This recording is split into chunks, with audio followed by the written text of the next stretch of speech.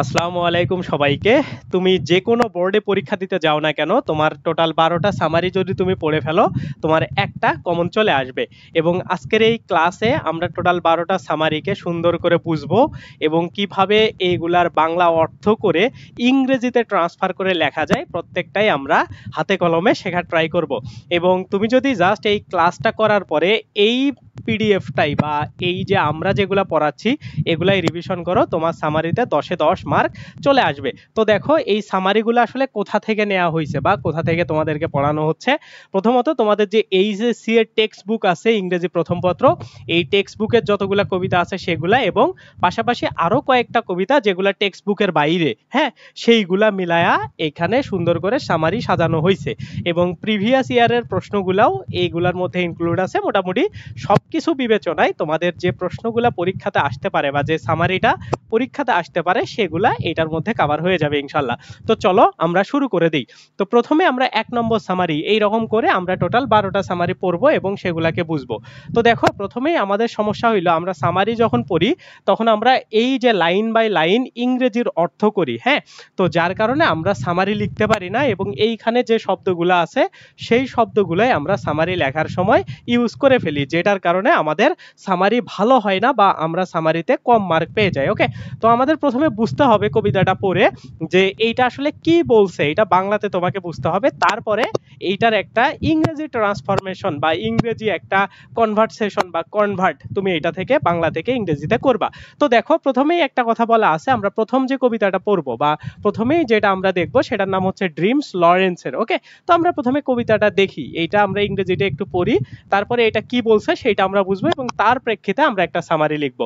তো এইখানে কি বলা আছে, all people dream but not equal, এটা হচ্ছে লরেন্সের ড্রিম কবিতা। ওকে, তো এইটা হচ্ছে প্রথম লাইন বা তোমাদের পরীক্ষাতে বেসিক্যালি এরকম প্রথমে একটা বা দুইটা লাইন দেয়া থাকবে। এজন্য প্রথম লাইনটা জাস্ট যদি তুমি মনে রাখো তাহলেই তোমার আর পুরো কবিতাটাও পড়া লাগবে না, কারণ এই কবিতাটার কি আছে স্পেসিফিক হিডেন মিনিং এটা আমি তোমাদের ক্লাসে সবগুলাই শেখায় দিব। ওকে, তো প্রথমে কি দেখো, all people dream but not equal, এই লাইনটা তোমার পরীক্ষাতে দিয়ে বলবে যে এইটার সামারি লেখো। ওকে, তখন তোমাকে এই সামারিটা লিখে দিতে হবে।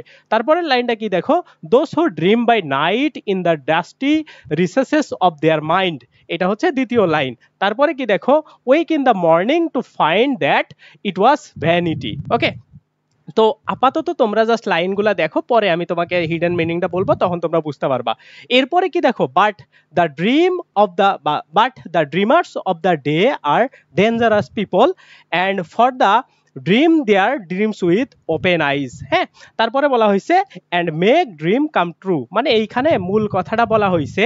দেখো এইখানে কি বলা হয়েছে যে সবাই স্বপ্ন দেখে, অল দ্য পিপল ড্রিম মানে অল পিপল ড্রিম সবাই স্বপ্ন দেখে, বাট নট ইকুয়াল মানে সবারটা আসলে সমান নয়। সবাই তো স্বপ্ন দেখে বাট সবার স্বপ্ন দেখাটা সমান নয়, সেই কথাটা এইখানে বোঝানো হচ্ছে। Those who dream by night মানে যারা রাতের বেলা অন্ধকারে চোখ বন্ধ করে কি দেখে, স্বপ্ন দেখে, তারা কি করে দেখো, তারা একটা ইয়ার মধ্যে থাকে, যে একটা কল্পনার সাগরের মধ্যে থাকে, সেই কথাটা এখানে বলা হয়েছে। Wake in the morning to find that it was vanity মানে তারা একটা কল্পনার মধ্যে থাকে, যারা রাতের বেলা শুয়ে শুয়ে চোখ বন্ধ করে স্বপ্ন দেখে, সেই কথাটা এখানে বলা হয়েছে। দেখো সব মানুষের স্বপ্ন দেখে কিন্তু সবার স্বপ্নগুলা কি নয়, সমান নয়। তারপরে কি দেখো, যারা রাতে কেবল স্বপ্ন দেখে বা যারা কল্পনায় স্বপ্ন দেখে, তারা সকালে জেগে ওঠে স্বপ্নগুলোকে হারিয়ে ফেলে, বা তারা যখন সকালে জেগে ওঠে তখন তার স্বপ্নগুলো কোথায় যায়, তার স্বপ্নগুলা হারিয়ে যায়, সেই কথাটাই এই লাইনগুলোর মধ্যে বোঝানো হয়েছে। তারপরে কি দেখো, এখানে কি বলা হয়েছে, এবং তার কাছে সেগুলা মনে হয় কি, দ্যাট ওয়াজ বা ইট ওয়াজ ভ্যানিটি মানে এইগুলা হচ্ছে একটা অর্থহীন বিষয়, এগুলা একদম মানে হারিয়ে যাওয়ার মতো বিষয় তার কাছে ঘুম থেকে ওঠার পরে সেইটা মনে হয়। এরপরে কি দেখো, কিন্তু but the dreamers of the day, কিন্তু যারা দিনের বেলা কি দেখে, স্বপ্ন দেখে, আর ডেঞ্জারাস পিপল মানে দিনের বেলা স্বপ্ন দেখা মানে কি, তুমি ঘুমন্ত অবস্থায় না, মানে ঘুম থেকে জেগে আসো এমন অবস্থায় যখন তুমি স্বপ্ন দেখো তখন তুমি কি অনেক একটা ডেঞ্জারাস পিপল, সেই কথাটাই বলা হয়েছে। কিন্তু যারা দিনের বেলা কি দেখে, খোলা চোখে স্বপ্ন দেখে, তারা অনেক কি ডেঞ্জারাস বা তারা অনেক বিপজ্জনক, সেই কথাটা এখানে বলা হয়েছে। কারণ ফর দ্যাট, কারণ they dream their dreams with open eyes, কারণ তারা কি করে, একদম মানে চোখ খুলে স্বপ্নগুলা দেখে, যার কারণেই সেটা অনেক ডেঞ্জারাস। তারপরে কি দেখো, and make them come true, কারণ এইদিকে তারা সেই স্বপ্নগুলাকে কি করে বাস্তবে রূপ দিতে পারে। তো আমরা এই কবিতাটা লাইন বাই লাইনও দেখলাম, প্রথমে একবার রিডিংও পড়লাম, সবকিছু করলাম। তো এইটা দ্বারা আসলে বুঝাইতেছে কি, এই জিনিসটা আমাদের বুঝতে হবে। মূল কথাটা তোমরা যখন এই বাংলাটা পড়বা, হ্যাঁ, বাংলায় যখন মূল কথাটা এইখানের মানে মেইন শব্দগুলা যখন তুমি বুঝতে পারবা, তখন তুমি এটা থেকে নিজের মতো করে লিখতে পারবা। তাইলে আমরা যদি বাংলাটা একবার রিডিং পড়ি, তাইলে আমাদের আন্ডারস্ট্যান্ড লেভেলটা ক্লিয়ার হবে। কি বলা আছে দেখো, মানুষ সবাই স্বপ্ন দেখে, কিন্তু সবার স্বপ্ন কি নয়, সমান নয়।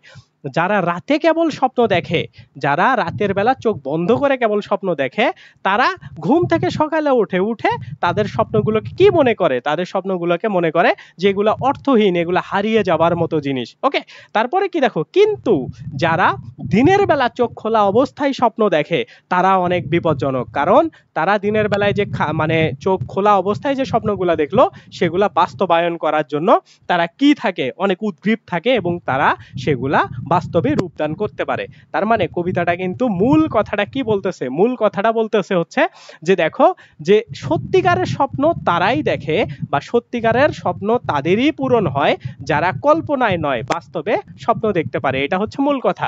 এই কথাটাই লরেন্স তার কবিতাতে বলছে, দেখো সত্যিকারের পরিবর্তন আনে তারাই যারা শুধু কল্পনায় নয়, প্রচেষ্টা সাহসের সঙ্গে বাস্তবতায় গড়তে চায়, মানে বাস্তবতায় তারা তাদের স্বপ্ন গড়তে চায়। তার মানে মূল কথাটা এই কবিতার এইটাই দ্বারাই বোঝানো হয়েছে যে তুমি যদি চোখ খোলা অবস্থায় স্বপ্ন দেখো, মানে তুমি যদি স্বপ্ন দেখো এবং সেইটার জন্য পরিশ্রম করো, তুমি চোখ খোলা অবস্থায় স্বপ্ন দেখতেছো মানে কি, তুমি যদি মানে একদম দিনের বেলা স্বপ্ন দেখতেছো এবং চোখ খোলা অবস্থায় দেখতেছো, মানে তুমি এইটার জন্য নিজে অনেক বেশি হার্ড ওয়ার্ক করবা, নিজে অনেক বেশি পরিশ্রম করবা, এবং যখন এই জিনিসটা করবা তখনই তোমার স্বপ্ন পূরণ হওয়ার চান্স আছে। তার মানে কি দেখো, এই যে কবিতাটা, এটা যখন আমরা প্রথমবার এরকম করে রিডিং পড়লাম তখন কি আমাদের মাথায় এত ভালো করে আসতেছিল না, এবং আমরা যখন এটাকে একটা মূল ভাব মানে অলরেডি বের করে ফেলছি, অর্থটা বুঝছি, এটা কি বোঝাইতে চাচ্ছে সেটা বাংলাতে বুঝে গেছি, তখন কিন্তু আমরা এটা লিখতে পারবো। তোমাকে যদি এখন আমি বলি তুমি 2 সেকেন্ড মানে 2 বা 5 সেকেন্ড একটু পজ নিয়ে নাও, এই ভিডিওটাকে অফ করো, করে একটু কল্পনা করো তুমি লিখতে পারবা কিনা। দেখো তোমার মাথায় চলে আসবে এরকম করে যে এই কবিতাটাতে লরেন্স বোঝাইতে চাচ্ছে যে যারা দিনের বেলা স্বপ্ন দেখে তারা অনেক ভয়ঙ্কর হয়, তারা নিজের স্বপ্ন বাস্তবায়ন করার জন্য তারা কি করে, একদম অনেক কঠোর পরিশ্রম করে এবং সেই অনুসারে তারা কাজ করে এবং আলটিমেটলি তারা তাদের স্বপ্ন পূরণ করে। অপরদিকে যারা ডে ড্রিমার্স না, যারা হচ্ছে রাতের বেলায় ঘুমায়া স্বপ্ন দেখে, ওই স্বপ্নটা কোনো কাজেই আসে না, ওই স্বপ্নটা তাদের মানে সকালবেলা উঠে হারায়া যায় এবং ওইটা তাদের কাছে একটা বৃথা স্বপ্ন মনে হয়। তার মানে এই জায়গাতে কিন্তু মূল আকর্ষণটা কি, মূল আকর্ষণটা হইল যে যারা পরিশ্রমী তারা কখনো রাতের বেলা স্বপ্ন দেখে না, তারা কি করে, দিনের বেলা স্বপ্ন দেখে এবং তারা সেই স্বপ্নটাকে বাস্তবে রূপান্তর করে। এইটা হচ্ছে এই কবিতার মূল কথা। তাইলে তোমাকে যদি পরীক্ষার হলে এই জিনিসটা দেওয়া হয় তাইলে কি তুমি কখনো ভুলে যাবা না, সেই জিনিসটা এটাতে বলা হয়েছে। ওকে, তো এখন তুমি এটা ইংরেজিতে কিভাবে ট্রান্সফার করবা, ইংরেজিতে কিভাবে এই জিনিসটাকে তুমি মানে কনভার্ট করবা, দেখো এই যে ইংরেজিতে সামারি, এই জায়গাতে সুন্দর করে ওই কথাটাও লিখে দেয়া আছে। হ্যাঁ, ওই কথাটাও লিখে দেয়া আছে। এখন দেখো এই জায়গাতে যদি আমি তোমাদেরকে এই ইংরেজিটা একটু মানে কনভার্ট করে দিই, অনেকে আছো যারা ইংরেজিতে কনভার্ট করতে পারো না, আমরা যে কল্পনা করলাম বা আমরা যে চিন্তা ভাবনা করলাম এটা ইংরেজিতে কনভার্ট করতে পারি না, সেটা আমরা এখন দেখবো। কি বলা আছে, dream encourage and drive people to achieve their goal. মানে ড্রিম এমন একটা জিনিস যেটা তোমাকে ইনকারেজ করবে এবং ড্রাইভ করবে, তোমাকে তাড়িত করবে কোন দিকে, টু অ্যাচিভ দেয়ার গোল, মানে তাদের যে মানে গোল আছে, লক্ষ্য আছে, সেইটা অর্জন করার জন্য, মানে সেইটা আঁকড়ে নেওয়ার জন্য তাদেরকে তাড়িত করবে, সেই কথাটা বলা হয়েছে। People with such dream are the real dreams, মানে কিছু কিছু পিপল আছে যারা স্বপ্ন দেখে, ওইটা তাদের একটা বাস্তব স্বপ্ন, রিয়েল ড্রিম, সেই কথাটা বলা হয়েছে। তারপরে the poet Sage all the people dream but do not dream in the same way, মানে কবিতায় কবি বলছে যে সকল মানুষ স্বপ্ন দেখে কিন্তু সবার স্বপ্নগুলা দেখার ওয়েগুলা ভিন্ন ভিন্ন, একরকম না, সেই কথাটা বলা হয়েছে। সাম পিপল ড্রিম, কিছু কিছু পিপল আছে যারা কি করে, স্বপ্ন দেখে, when they sleep to rest after a long days labour, মানে তারা দিনের বেলা হাবিজাবি কাজ যা ইচ্ছা করার পরে রাতের বেলা গিয়ে স্বপ্ন দেখে, এই টাইপের একটা মানুষ আছে। They sleep with a mind yet jumped in the কি মেনি উইশেস অ্যান্ড ওয়ান্টস, মানে তারা কি করে এই যে সারাদিন হাবিজাবি ঘোরাফেরা করে রাতের বেলা স্বপ্ন দেখার উদ্দেশ্যে তারা কি করে ঘুম দিয়ে দেয় এবং তারা একটা স্বপ্ন দেখে এবং এই জায়গাতে সেই স্বপ্নের মধ্যে তারা অনেক কল্পনা করে, মানে ওই যে সেরা কাঁথায় শুয়ে লাখ টাকার স্বপ্ন সেই রকম টাইপের, যে তারা দিনের বেলা কোনো কিছু করবে না, রাতের বেলা বেডে যাবে ঘুমাবে এবং সেইখানে সে দেখবে সে বিলিয়নিয়ার হয়ে গেছে। হ্যাঁ, সেই কথাটাই এখানে বলা হয়েছে, they sleep with a mind yet jumped into many wishes and কি ওয়ান্ট, তারা অনেক ইচ্ছা এবং আকাঙ্ক্ষা নিয়ে ওই বেডের মধ্যে শুয়ে স্বপ্ন দেখা শুরু করে দেয়। হ্যাঁ, so some dreamers of their are just wishes কি ফুলফিলমেন্ট, মানে সো তাদের কিছু কিছু ড্রিম আছে কিগুলো, মানে যেগুলা জাস্ট হচ্ছে মানে ফুলফিল হইতেও পারে নাও পারে, এমন টাইপের একটা তারা অবস্থার মধ্যে যায় এরকম যারা স্বপ্নগুলা দেখে। হ্যাঁ, বেশিরভাগই মানে পূরণ হয় না, সেই কথাটা বলা হয়েছে। তারপরে কি দেখো, on waking up they find that those dream are কি বলা হয়েছে পেইনলেস অ্যান্ড হচ্ছে ফ্রাটাইল, মানে এই কথা বলা হয়েছে যে তারা এরকম স্বপ্নগুলা যেগুলা দেখে ওগুলা মাঝে মধ্যে কিছু পূরণ হয় কিন্তু বেশিরভাগই হয় না, এবং তারা সকালবেলা মানে সেটা কোথায় হয় না জানো, এই যে এই লাইনটা কেন বলছে, so some dream of theirs are just wishes fulfilment, মানে তাদের ইচ্ছাগুলো ওই স্বপ্নের মধ্যেই কিছু কিছু পূরণ হয়, বাস্তবেও কিছু পূরণ হয় না, সেই কথাটা এখানে বলা হয়েছে। তারপরে কি দেখো, অন ওয়াকিং আপ, মানে তারা যখন হচ্ছে ওয়েকিং আপ, মানে তারা যখন হচ্ছে জেগে ওঠে তখন তারা দেখে তাদের ড্রিমগুলা পুরোটাই একটা কি ছিল, পয়েন্টলেস ছিল এবং তাদের একটা ব্যর্থ, হ্যাঁ ফিউটাইল একটা ব্যর্থ তাদের স্বপ্ন ছিল, এটা কোনো কিছুই হয়নি, তারা কল্পনায় জাস্ট অনেক কিছু টাকা পাইছে, অনেক কিছু মিলিয়নিয়ার হয়েছে, সেই কথাটা বলা হয়েছে। তারপরে কি দেখো, those dreams can have no impact on their life, এই স্বপ্নগুলা তাদের লাইফে কোনো ইম্প্যাক্টই রাখতে পারে না, প্রভাবই রাখতে পারে না। ওকে, but there are some dreamers, কিন্তু তোমার মতো কিছু ড্রিমার আছে যারা এইরকম ক্লাসগুলা করতেছো, পরীক্ষাতে যাদের অ্যাচিভ করা দরকার 10-এ 10, এইরকম কিছু ড্রিমার আছে।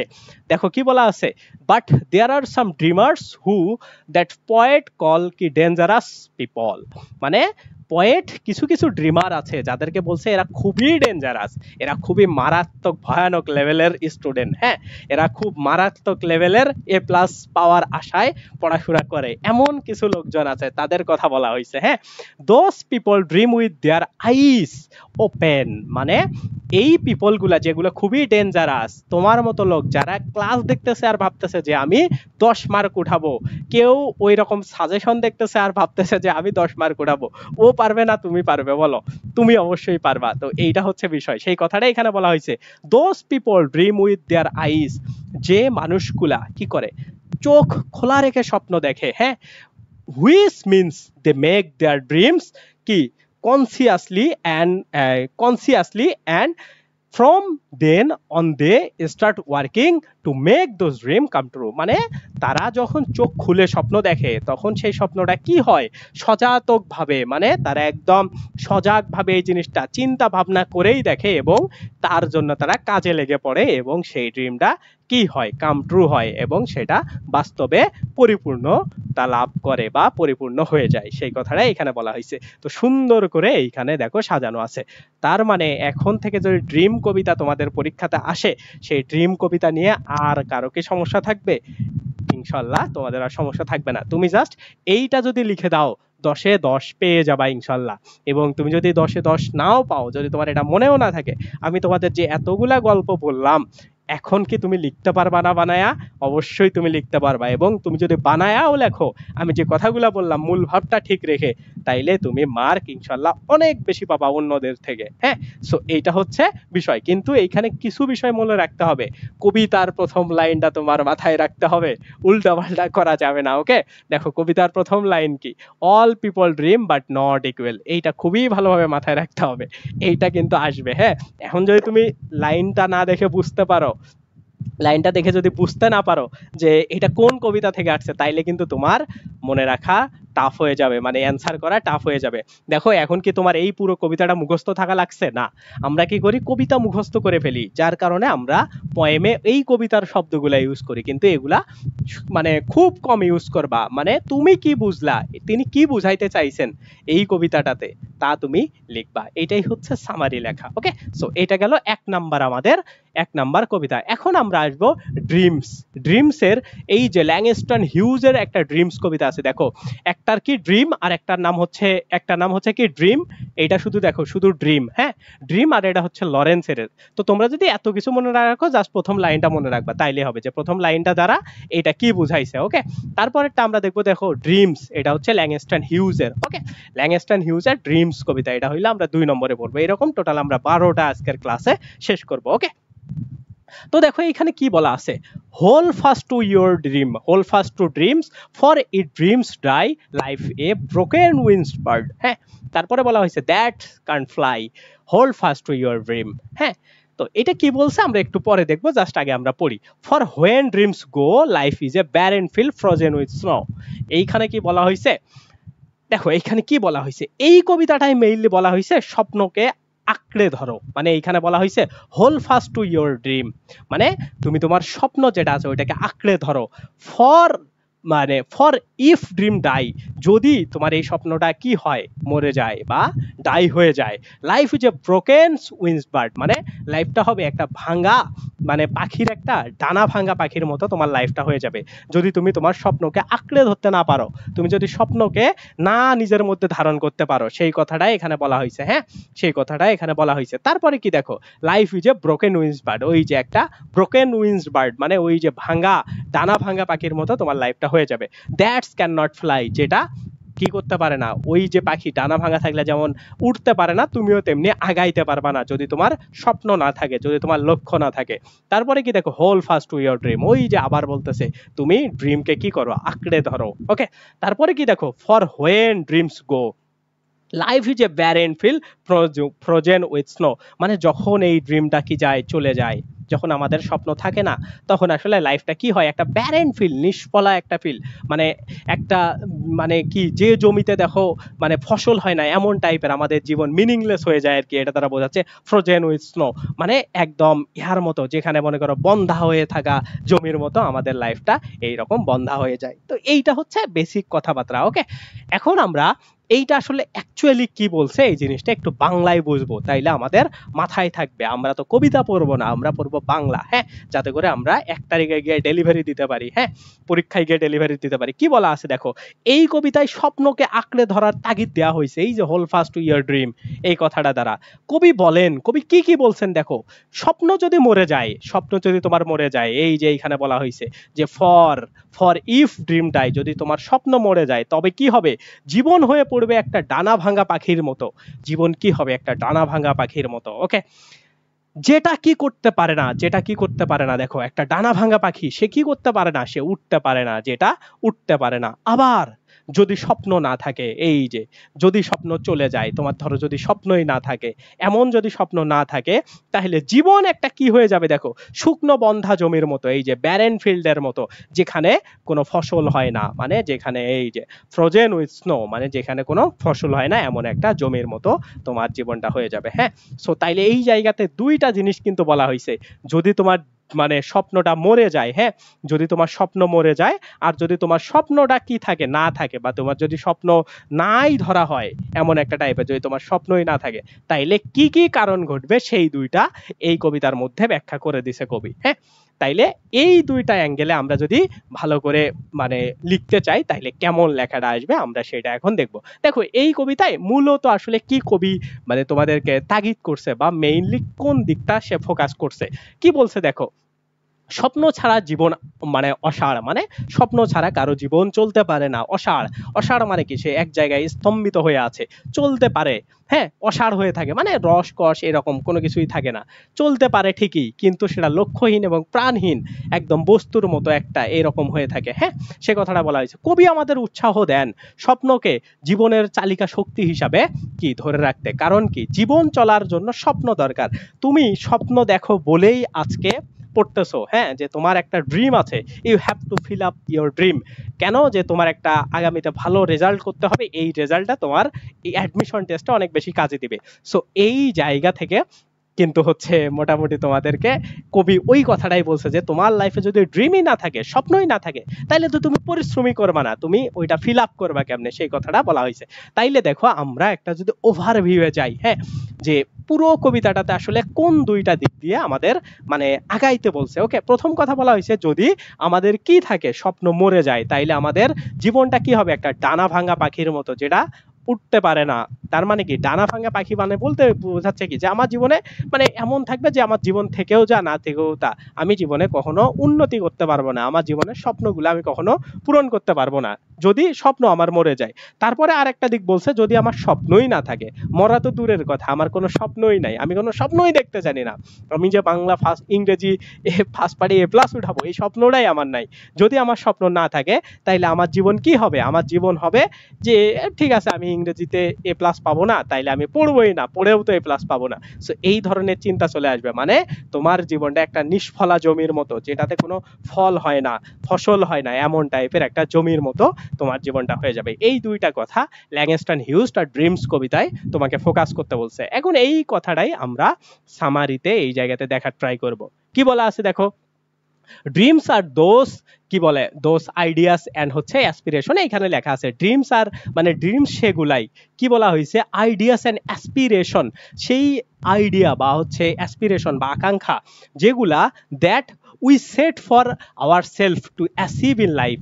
মানে ড্রিম হচ্ছে সেগুলাই যেগুলা আমরা আমাদের লাইফে অ্যাচিভ করতে চাই, এমন টাইপের জিনিসগুলাই হচ্ছে dream. Okay, the poem opens with an, কি বলা আছে, কি ইনস্ট্রাকশন, মানে এই কবিতাটা একটা ইনস্ট্রাকশন দিয়ে, এই যে আমরা যেটা দেখলাম একটা ইনস্ট্রাকশন বা একটা সূচনা দিয়ে এইটা শুরু হয়েছে। কি সূচনা? From the poet to the, কি বলা আছে, রিডার, মানে শুধু যারা মানে কবিতাটা পড়তেছে তাদেরকে উদ্দেশ্য করেই হচ্ছে যারা যে লেখক আছেন ল্যাংস্টন হিউজ, তিনি হচ্ছে একটা বার্তা দিছে, সেটা দিয়েই এই কবিতাটা শুরু হয়েছে, সেই কথাটাই বলা হয়েছে। To have a tight grip on their dreams, মানে তোমার স্বপ্নকে তোমাকে আঁকড়ে ধরতে বলতেছে। ওই যে hold fast to your dream, এটা দ্বারা কি বোঝাচ্ছে, যে তুমি তোমার স্বপ্নকে আঁকড়ে ধরো। সে আঁকড়ে ধরার বিষয়টাকে তিনি ফোকাস করতে বলতেছে কে, প্রথমে শুরু থেকে, যে তুমি আগে তোমার স্বপ্নকে ধরতে শেখো। আমি এই স্বপ্ন, আমি ঢাবিতে কি হব, টপ 10-এ থাকবো, আমি এই এইচএসসি পরীক্ষায় এ প্লাস পাবো, এই স্বপ্নগুলোকে আগে ভাবতে শেখো। আঁকড়ে ধরতে শেখা মানে কি, নিজের কল্পনার মধ্যে নিয়ে আসো, সেই কথাটা তিনি আগে বলছেন। উইদাউট ড্রিমস, কোনো যদি কোনো মানে ড্রিম না থাকে, তিনি আবার বলছেন যদি তোমার ড্রিম না থাকে, তাহলে কি হবে, লাইফ হবে একটা কির মতো, ভাঙ্গা পাখির মতো, যেটা কি করতে পারবে না, সেটা উঠতে পারে না, সেই কথাই বলা হয়েছে। Life is a bird whose wings are break and a broken wings bird can not fly, মানে ওই যে একটা ভাঙ্গা পাখির মতো জীবন হয়ে যাবে, যেটা উঠতে পারবে না। And just like a man, ওই যে ম্যান, মানে এইটাই বলা হয়েছে ম্যান, জাস্ট লাইক, তিনি আরো বলছেন এ ম্যান, একটা মানুষ, ড্রিম হ্যাজ, কি বলা আছে, উইদাউট এ ড্রিম, একটা মানুষের যখন স্বপ্নই থাকে না, তখন কি হয়েছে, লাইফ ইজ এ, লাইফ এমন একটা সিস্টেম হয় যার কোনো ডেস্টিনেশন থাকে না, সে কথাটা বলা হয়েছে। যে এইরকম তো একটা পাখির মতো জীবন হয়। তারপরেও যে মানুষগুলার ড্রিম থাকে না বা স্বপ্ন থাকে না, তাদের লাইফটা কেমন হয়ে যায়, উইদাউট ডেস্টিনেশন, যে তার লাইফে কোনো ডেস্টিনেশন নাই, এমন টাইপের হয়ে যায়। ওকে, তারপরে ইন দ্য সেকেন্ড স্টেঞ্জা, মানে হচ্ছে সেকেন্ড প্যারাগ্রাফের কথা বলা হয়েছে। এই যে স্টেঞ্জা মানে হচ্ছে এই যে এইটা স্টেঞ্জা, হ্যাঁ, তোমরা এইভাবে এই শব্দগুলো ইউজ করতে পারো, স্টেঞ্জা, যে in the second stanza the poet repeats his advice to hold on your becomes, মানে hold on to your dreams, মানে ওই সেকেন্ড লাইনেও আবার বলছে যে তুমি তোমার স্বপ্নকে আঁকড়ে ধরো। এবং এইখানে কি বলছে, কেন বলছে, কারণ if there is no dream, যদি তোমার লাইফে কোনো স্বপ্নই না থাকে, হ্যাঁ, তুমি আঁকড়ে ধরো, প্রথমে তোমাকে আঁকড়ে ধরে, তারপরে কি বলছিল, যে এইখানে প্রথমে আঁকড়ে ধরে বলছে যে যদি তোমার স্বপ্ন মরে যায় তাইলে কি হবে, তারপরে বলছে যে আবার তুমি স্বপ্নকে, এই যে এটা এখানে বলছে যে তুমি আবার স্বপ্নকে কি করো, আঁকড়ে ধরো, এবং যদি তোমার স্বপ্ন মরে যায়, মানে তোমার স্বপ্ন যদি কি বলে নাই থাকে, এমন যদি সিস্টেম হয়, চলে যায় যদি, তাইলে কি হবে, দেখো কি বলছে, dream, no dream, there is no dream, life will turn a কি ব্যারেন ফিল্ড, মানে তোমার যদি স্বপ্ন নাই থাকে, তুমি যদি স্বপ্নই নাই দেখতে শেখো, তাইলে তোমার জীবনটা একটা ব্যারেন ফিল্ড, নিষ্ফলা জমির মতো হয়ে যাবে, সেই কথাটা বলা হয়েছে। Life will B A field convert with a snow, মানে যেটা এমন একটা ফিল্ড হবে যেখানে তোমার কি হবে, মানে কোনো ফসল হয় না, শস্য হয় না, এমন টাইপের। তারপরে কি দেখো, এ snow convert field can not grow any crop, একটা স্নো যেখানে নিষ্ফলা, ফলই হবে না, ওইটা কিভাবে ফসল উৎপাদন করবে, এমন টাইপের জীবন হবে। মানে তোমার যদি স্বপ্ন না থাকে তাইলে তুমি তো কখনো মানে পরিশ্রমই করবা না, আর পরিশ্রম না করলে তুমি তো কখন ফলই পাবা না, সেই কথাটা এই লাইন দ্বারা বোঝানো হয়েছে। হ্যাঁ, তারপরে কি দেখো, a barren field doesn't fill up its purpose, একটা ব্যারেন ফিল্ড এটা কখনোই ফিল আপ করে না এ তার পারপাস, মানে একটা ব্যারেন ফিল্ড মানে কি, নিষ্ফলা জমি, এটা কি কখনো তার পারপাস, উদ্দেশ্য কি, একটা জমির উদ্দেশ্য কি, সে ফসল দিবে। এখন যখন তোমার জমিটা হচ্ছে নিষ্ফলাই হবে, তখন কি তোমার পারপাসটা মানে করতে পারবে, ফিল আপ করতে পারবে না, সে কথাটাই বলা হয়েছে। এ life created to give and provide life to other, মানে এইখানে বলা হয়েছে যে একটা লাইফ একটা লাইফকে কি করতে পারে, জন্ম দিতে পারে। মানে ওই যে একটা স্বপ্ন যখন তুমি দেখা শুরু করবা, তখন আরো কিছু স্বপ্ন তোমার অটোমেটিক্যালি চলে আসবে, সে কথাটাই এগুলা দ্বারা বলা হয়েছে। তার মানে কি, এ life without dream is nothing. A life without dream does nothing, মানে তোমার স্বপ্ন ছাড়া জীবন অর্থহীন, বা স্বপ্ন ছাড়া জীবনকে কল্পনাই করা যায় না, স্বপ্ন ছাড়া জীবনের কোনো মানে নেই। সো এইটা হচ্ছে 2 নম্বর আমাদের সামারি। ওকে, এখন আমরা আসবো 3 নম্বর সামারিতে। আশা করি তোমাদের এই দুইটা ড্রিম নিয়ে যদি আসে আর তো কোনো প্রবলেম হবে না। ওকে, এখন আমরা পড়বো হচ্ছে 3 নম্বর সামারি। 3 নম্বরটা কি বলা আছে, the school boy. School boy কার, উইলিয়াম ব্লেকের। হ্যাঁ, স্কুল বয় কার, উইলিয়াম ব্লেক। উইলিয়াম ব্লেকের এইটা তোমরা সুন্দর করে পড়বা, যে আই লাভ টু রাইজ, আর এই যে প্রথম লাইনগুলো এগুলো মাথায় রাখবা, যে I love to rise in a summer morn. তো এইখানে উইলিয়াম ব্লেক আসলে একটা স্কুল বয়ের, হ্যাঁ, তার নিদারুণ চাপা কষ্টগুলাকে তুলে ধরছে একটা ছোট বাচ্চার, যে সে আসলে স্কুলে যাইতে চায় না স্কুলের কঠোরতার কারণে। তো তিনি সেই স্কুলে যাইতে চায় না, তো সে কি কি ফিল করে সেইগুলা নিয়েই এই স্কুল বয় কবিতাটা লেখা হয়েছে। তো আমরা এটার বাংলা সামারিটা একটু দেখা ট্রাই করবো, তাইলে পুরো কবিতাটা সম্পর্কে আইডিয়া তোমরা পেয়ে যাবা সামারি লেখার জন্য। কি বলা আছে দেখো, এই কবিতাটি উইলিয়াম ব্লেকের লেখা, এটা আমরা জানি, স্কুল বয়। এটি কি শিশুর, মানে এটিতে কি বলা হয়েছে সেটা আমরা দেখবো। বলা আছে কি দেখো, শিশুদের জীবনের শিক্ষার নামে চাপ এবং দুঃখের অনুভূতি এই কবিতায় তুলে ধরা হয়েছে। মানে একটা ওই যে স্কুল বয়ের যে দুঃখ কষ্ট, স্কুলের যে চাপ, এই দুঃখ কষ্টগুলাই এই কবিতার মধ্যে তুলে ধরা হয়েছে। ওকে, দেখো এখানে কি বলা আছে, মূল কথা বা সারমর্ম আমরা এখন অ্যাকচুয়ালি ভিতরে এই যে প্রত্যেকটা লাইনে, এই যে লাইনগুলোতে কি কি কথা বলছে সবগুলাই আমরা একটু দেখার ট্রাই করব। হ্যাঁ, সবগুলাই আমরা একটু দেখার ট্রাই করব। এইখানে কি বলা আছে, কবি বলেন, কি বলা আছেন, তিনি গ্রীষ্মের সকালে, হ্যাঁ, কবি বলেন তিনি গ্রীষ্মের সকালে পাখির গান শুনে শুনে জেগে ওঠে এবং উপভোগ করেন। তিনি বলতে কি, ওই স্কুল বয়, কবি বলে যে ওই যে স্কুল বয়টা আছে, সে কি করে, গ্রীষ্মের সকালে পাখির গান শুনে জেগে ওঠে এবং উপভোগ করে। তারপরে কি দেখো, প্রকৃতির সঙ্গে মিলেমিশে থাকার আনন্দ, মানে সে প্রকৃতির সাথে মিলেমিশে থাকার আনন্দটাও পায় সকালবেলা উঠে। হ্যাঁ, কিন্তু এই আনন্দ মুছে যায়, কিন্তু ওই শিশুটার, ওই বাচ্চাটার এই আনন্দ মুছে যায় কখন, যখন তাকে স্কুলে যেতে হয়, কেন স্কুলে গেলে তার আনন্দ মানে নষ্ট হয়ে যায়, কারণ স্কুলের যে শিক্ষক এবং স্কুলের যে শিক্ষা ব্যবস্থা সেটা অনেক কঠোর। এই কঠোরতার কারণে শিশুর যে স্বাভাবিক আনন্দ কল্পনা এবং শৈশবের যে মজা, সেই জিনিসটাকে কেড়ে নেয়। সেই কথাটাই এখানে বলা হয়েছে, স্কুলের শিক্ষক এবং ব্যবস্থার কঠোরতা শিশুর স্বাভাবিক আনন্দ এবং কল্পনাকে কি এবং তার শৈশবকে কেড়ে নেয়, সেই কথাটা বলা হয়েছে। ওকে, তারপরে কি দেখো, তার মতে ওই বাচ্চাটার মতে, কবি তো বলতেছে, হ্যাঁ, কবি বলতেছে ওই বাচ্চাটার কথা, ওই বাচ্চাটার মতে একটি পাখিকে যেমন খাঁচায় আটকে দিলে সে কি করতে পারে না, গাইতে পারে না, তারপরে কি বলা হয়েছে, তেমনি একটি শিশুকেও যখন দুঃখ এবং ভয় এবং দুঃখে কাবু করা হয়, তখন সে শৈশবের সব সুখ ভুলে যায়। খুবই ইম্পর্টেন্ট একটা কথা, কি বলা আছে দেখো, যখন একটা পাখিকে তুমি খাঁচার মধ্যে কি করবা, আটকে রাখবা, তখন সে কখনোই গাইতে পারবে না মন খুলে, কারণ গান গাওয়ার জন্য তোমার মনে আনন্দ থাকা দরকার। হ্যাঁ, তখন তুমি গান গাইতে পারবা না, তোমাকে গান গাওয়ানো যাবে না। ঠিক সেই রকম একটা শিশু যখন অনেক ভয় এবং দুঃখে কাবু থাকে, তখন শৈশবের যত সুখ পাওয়ার কথা সেগুলা সে অনুভব করতে পারে না, সে সেগুলা ফিল করতে পারে না, এই কথাটা বলা হয়েছে। এরপরে কি দেখো, শেষে কবি শেষে কবি এই জন্য শেষে কবি বলছে তার বাবা মাকে উদ্দেশ্য করে, যে আমাকে স্কুলে যে এত চাপ দেয়, তারপরে সে বাবা মাকে উদ্দেশ্য করে কি কি বলছে, বাবা মায়ের উদ্দেশ্য বলেন যে যদি মানে কবি হচ্ছে এই যে এইগুলা দেখার পরে, শিশুর অনুভূতিগুলা শোনার পরে কবি যে ওই শিশুর বাবা মা তাকে উদ্দেশ্য করে বলতেছেন, তাদের উদ্দেশ্য করে বলতেছেন, যদি বাচ্চাদের কুড়িকে মানে ছোট বয়সে ছোট সময়ে এই কথা বলা হয়েছে, যদি বাচ্চাদের কুড়িকে সময় থাকতে চেপে ধ্বংস করে ফেলা হয়, তাহলে ভবিষ্যতে সেই গাছে ফল আসবে কিভাবে। মানে এইখানে বলা হয়েছে যে এত চাপের মধ্যে একটা বাচ্চা তার কষ্ট শেয়ার করতেছে, তার মানে কি সে অনেক বেশি ধ্বংস হয়ে গেছে, one kind of say destroy হয়ে গেছে তার স্টুডেন্ট ছোট্ট লাইফটাতেই। এখন যখন একটা বাচ্চা তার ছোট লাইফেই এইরকম ধ্বংস হয়ে যাবে, যখন তার আর মানে কোনো কিছুর মানে ইয়াই থাকবে না, যে ক্রিয়েটিভিটি থাকবে না, সবকিছুই যখন তার নষ্ট হয়ে যাবে, তাইলে সে যখন বড় হবে তখন সে কিভাবে একটা ভালো আউটপুট দিবে, সেই কথাটাই বলা হয়েছে। যদি বাচ্চাদের কুড়িকে মানে ওই যে ছোটবেলার সময়ে ওই সময়টাতে চেপে তাকে ধ্বংস করা হয়, কুড়ি মানে কি, ধরো এটাকে দ্বারা বোঝানো হয়েছে একটা ফুলের সাথে, ওকে, যেমন একটা ফুল যখন তুমি কুড়ি থাকবে মানে যখন একদম ফুলের মানে ফুল হওয়ার আগের পর্যায়ে থাকবে, তখনই যদি তুমি ভেঙে ফেলো, নষ্ট করে ফেলো, ফুলটা কি আর দেখা যাবে সুন্দর না। এই কথাটাই বলা হয়েছে যে শিশুর মেধাকে যদি আমরা চেপে ওই ফুলের মতো ছোটবেলাতেই আটকে দেই, তাইলে সেটা কখনোই বিকশিত হবে না, সে কথাটাই বলা হয়েছে। তাইলে সেই ফুল বা সেই বাচ্চাটা ভবিষ্যতে কি কি ফল নিয়ে আসবে কোনো না, অর্থাৎ শিশুর স্বাধীনতা এবং আনন্দ নষ্ট হইলে সমাজ এবং জাতি সবকিছুর জন্য কি হইতে পারে, তার সৃষ্টিশীলতা ক্ষতি হইতে পারে, সমাজ জাতির জন্য ক্ষতিস্বরূপ হইতে পারে। এবং দেখো আনন্দ নষ্ট হইলে সমাজের ভবিষ্যতে সুখী এবং সৃষ্টিশীল মানুষ থাকতে পারবে না, ছোটবেলায় যদি আমরা যদি তাদেরকে এভাবে ধ্বংস করে দিই। এই কথাটা কে বলতেছেন, এই কথাটা বলতেছেন কবি তার বাবা মাকে উদ্দেশ্য করে।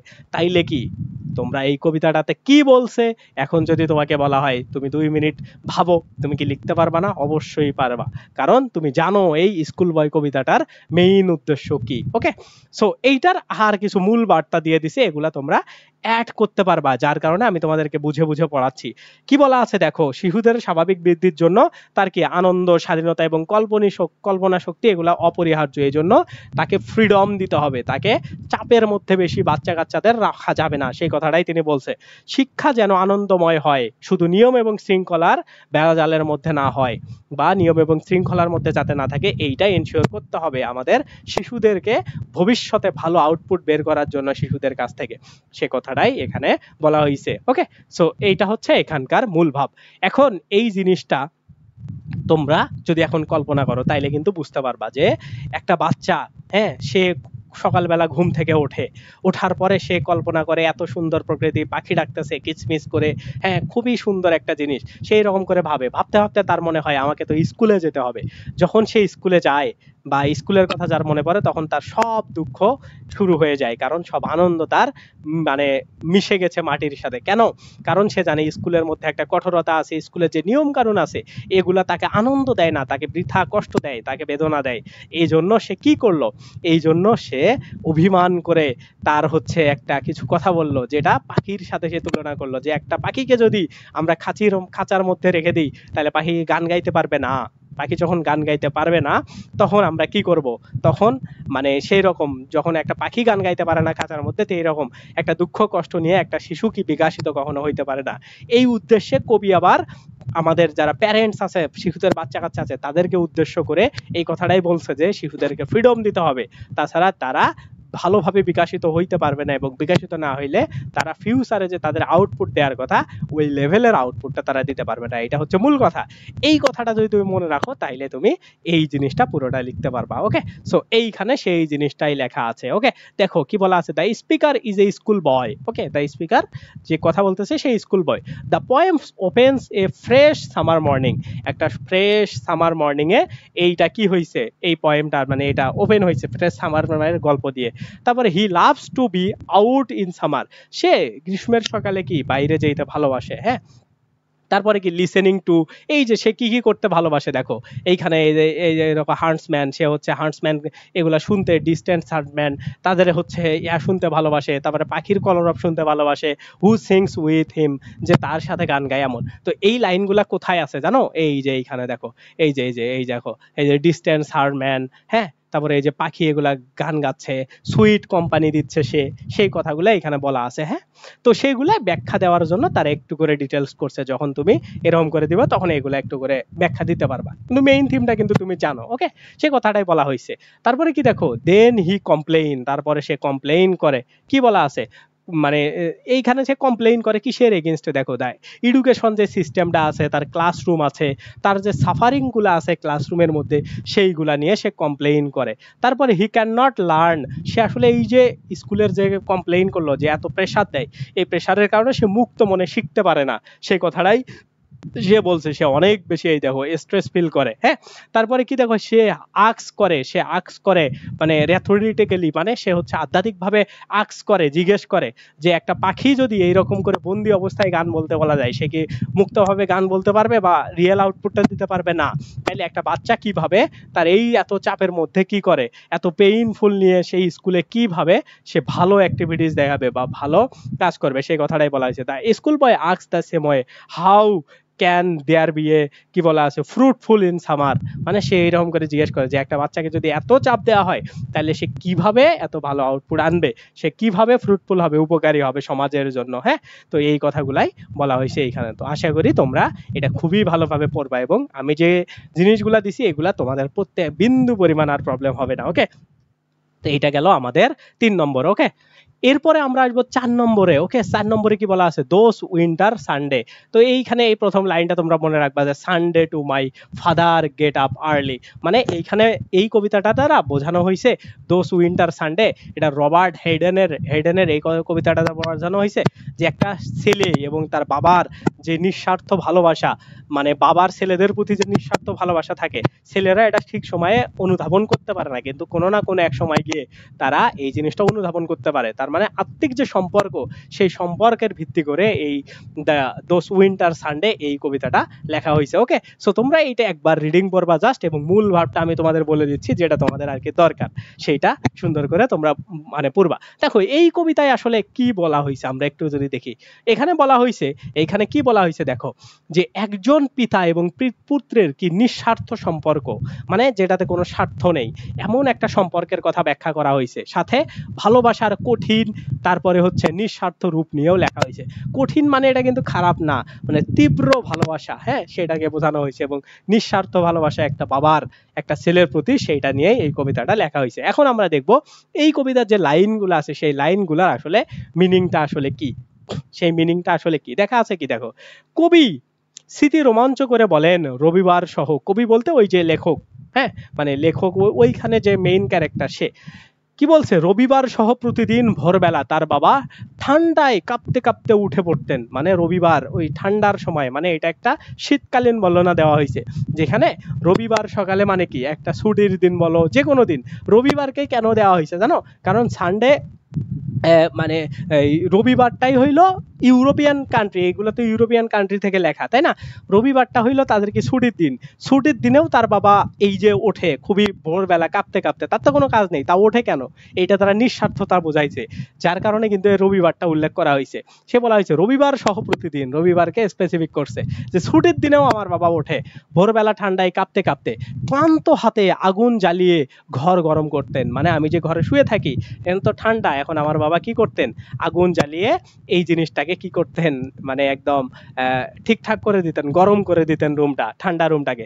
তার জুতো চকচক করে দিতেন, মানে ওই যে ছেলে আছে সেই জুতোর, তার ছেলের যে জুতো আছে সেই জুতোগুলোও ক্লিন করে দিতেন।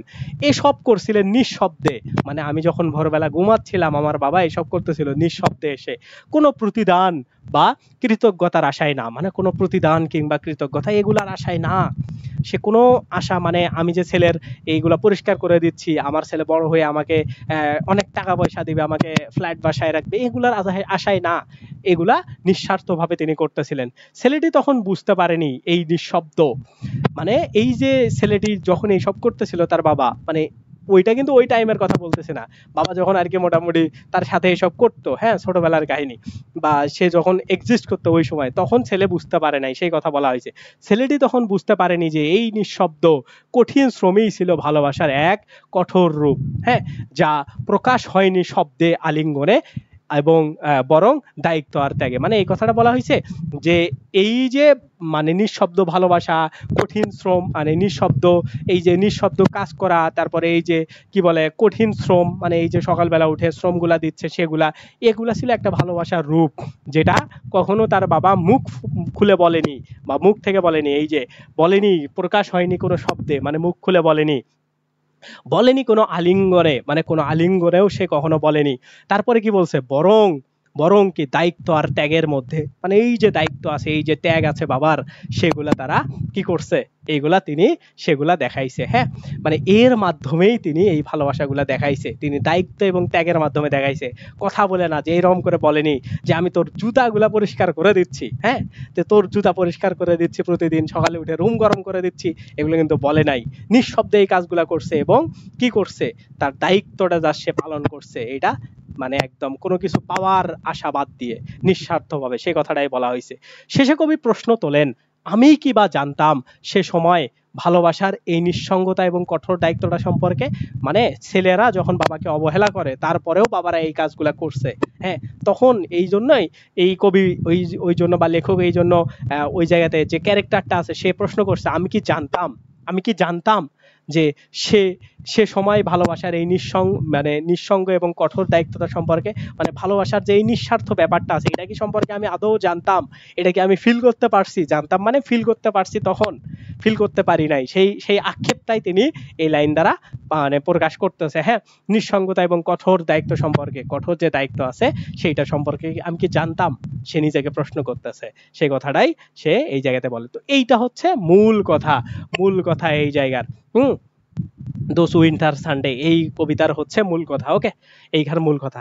এখন দেখো এই কবিতায় মূল বার্তাটা আসলে কি দিছিল, মূল বার্তা, মূল মেইন থিমটা কি ছিল, যে সত্যিকারের ভালোবাসা সবসময় শব্দে প্রকাশ করতে হয় না। ওই যে বাবা উঠে নিঃস্বার্থভাবে সকালবেলা নিঃশব্দে যে কাজগুলা করতো, সেটা কিন্তু শব্দে কখনো প্রকাশ করেনি, সেই কথাটা বলা হয়েছে।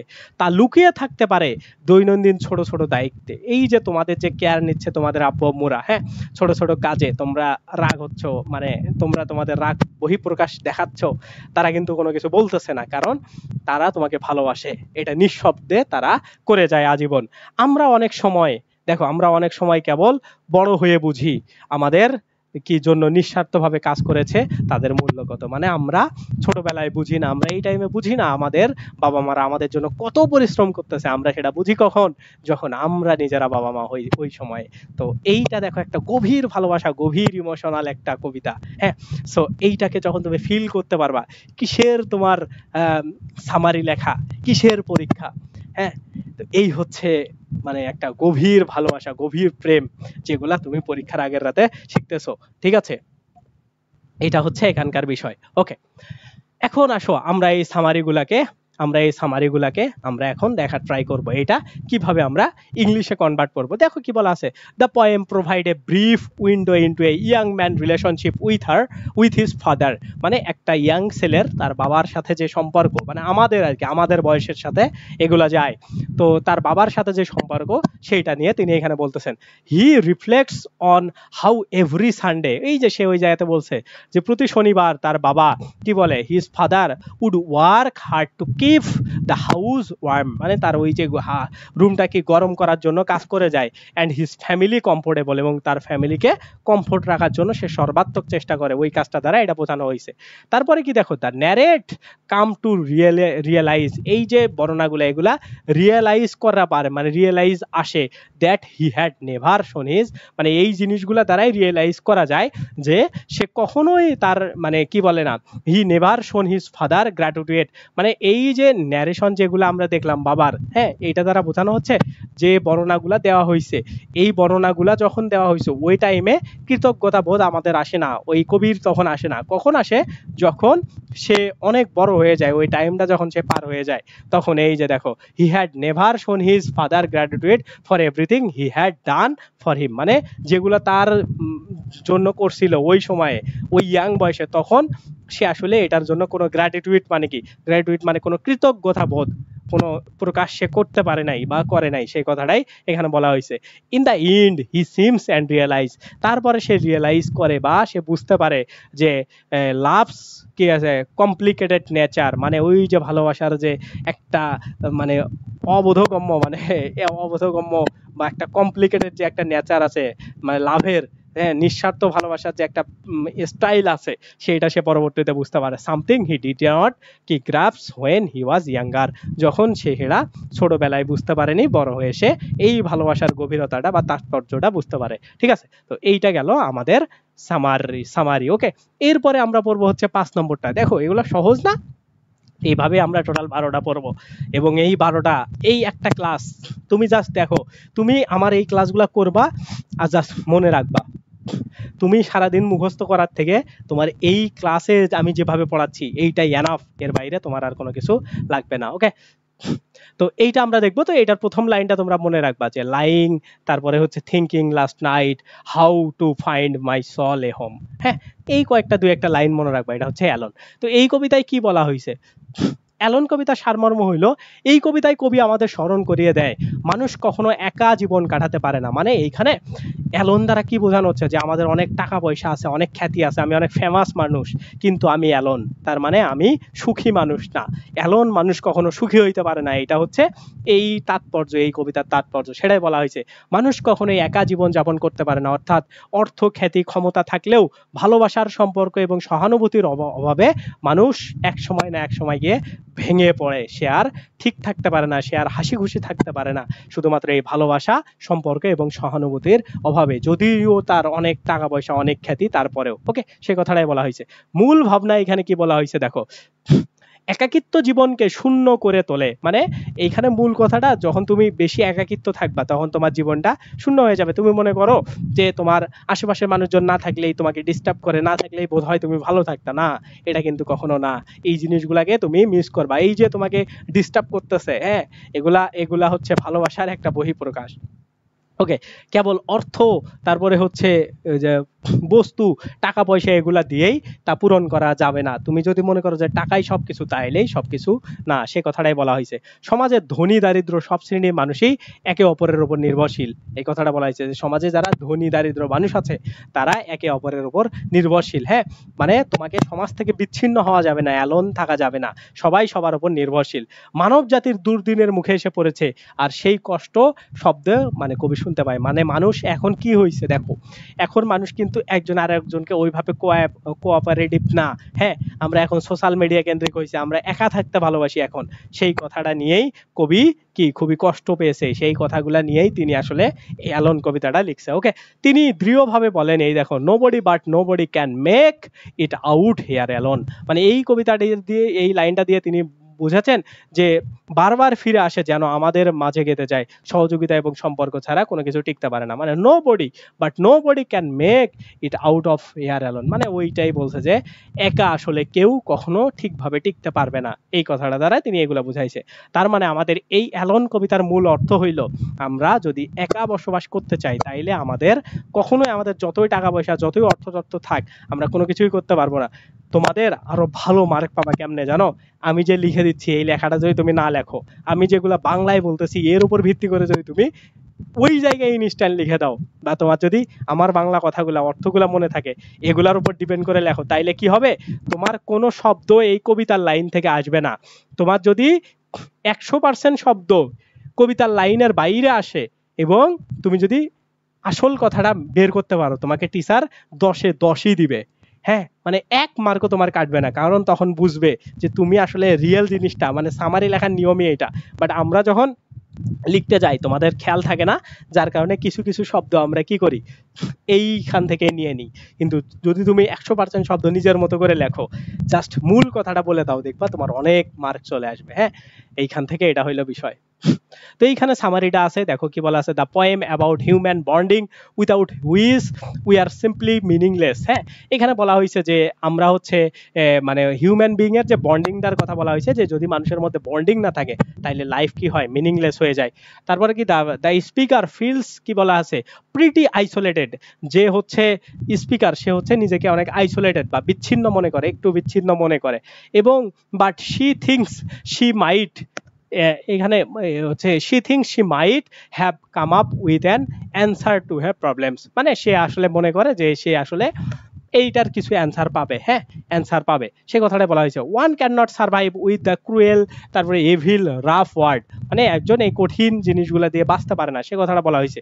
তারপরে কি দেখো, one need someone through out their journey with them, তারপরে হচ্ছে মানি ক্যান নট হ্যাপিনেস, মানে এইখানে বলা আছে এই যে ওই জায়গার কবিতাগুলা দিয়ে যে একজনের নিড আছে এই জিনিসগুলা, কিন্তু এই জিনিসগুলাই তোমার কি করতে পারে না, তোমাকে স্যাটিসফাইড করতে পারবে না। দেখো money can not happiness, even the Richards people, যাদের মানে যারা ফিল পেইন করে, মানে তাদের ফিল পেইন হয়, যারা রিচ পিপল আছে তাদের তো অবশ্যই টাকা আছে, তারপরেও কেন তারা ফিল পেইন করে, কারণ তারা অ্যালোনের জন্য।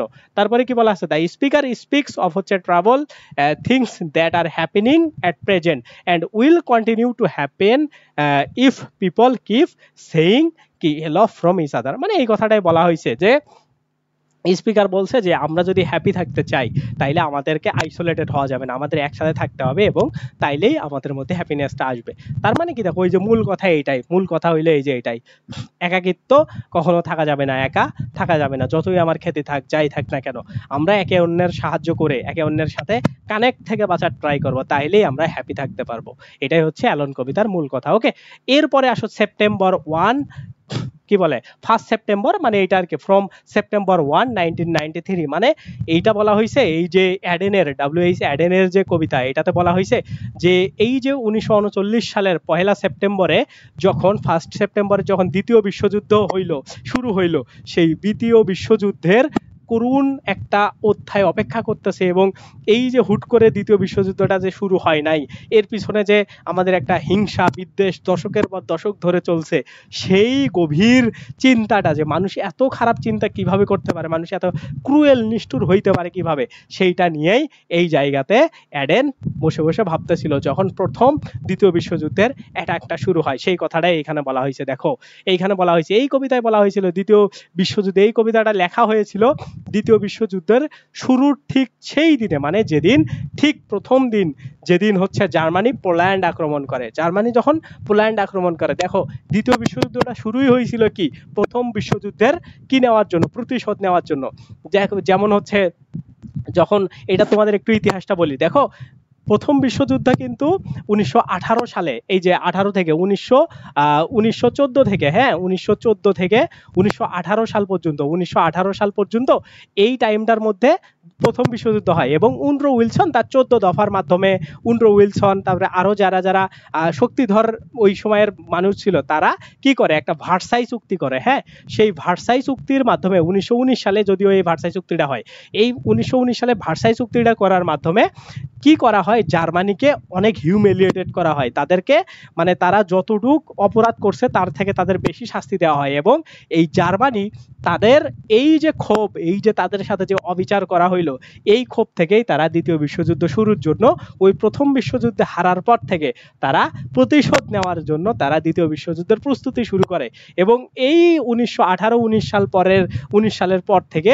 1939 সালের 1 সেপ্টেম্বর জার্মানি কি করে, পোল্যান্ড আক্রমণ করে দ্বিতীয় বিশ্বযুদ্ধের সূত্রপাত করে, হ্যাঁ সেই কথাটা এখানে বলা হয়েছে, সেইটাই হচ্ছে এখানকার মানে ব্যাকগ্রাউন্ড। এখন এই যে দেখো 1919 সাল থেকে শুরু করে, মানে ওই ভার্সাই চুক্তির পর থেকে 1939 সাল, এই যে বছরগুলো আছে, এই বছরগুলাতে কবি ভাবছে যে তাহলে কি এই পুরো বছরগুলা ধরে প্ল্যান করা হয়েছে যে আমরা দ্বিতীয় বিশ্বযুদ্ধ লাগায় দেব, তার মানে এটা কত বড় মানুষের বিকৃতি বা মানুষের বিকৃত মস্তিষ্ক হইতে পারে, মানুষের কোন লেভেলের পৃথিবীকে ধ্বংস করার চিন্তা ভাবনা থাকতে পারে, সেগুলা এখানে পাবলিশ করা হয়েছে। হ্যাঁ সেখানেই বলা হয়েছে যে দেখো এই কবিতায় লেখা হয়েছিল দ্বিতীয় বিশ্বযুদ্ধের শুরুর ঠিক সেই দিনে 1939 সালে 1 সেপ্টেম্বর যখন কি বলা হয়েছে, যখন নাৎসি বাহিনী বলতে ওই জার্মানির নাৎসি বাহিনী পোল্যান্ড আক্রমণ করে, কবি তখন নিউ ইয়র্কের হ্যাঁ ইউএসএ নিউ ইয়র্কের তিনি 52 নম্বর স্ট্রিটের এক পানশালায় বসে হতাশ এবং ভয়ভীতি নিয়ে সময় কাটাচ্ছিলেন, যে সে হতাশ,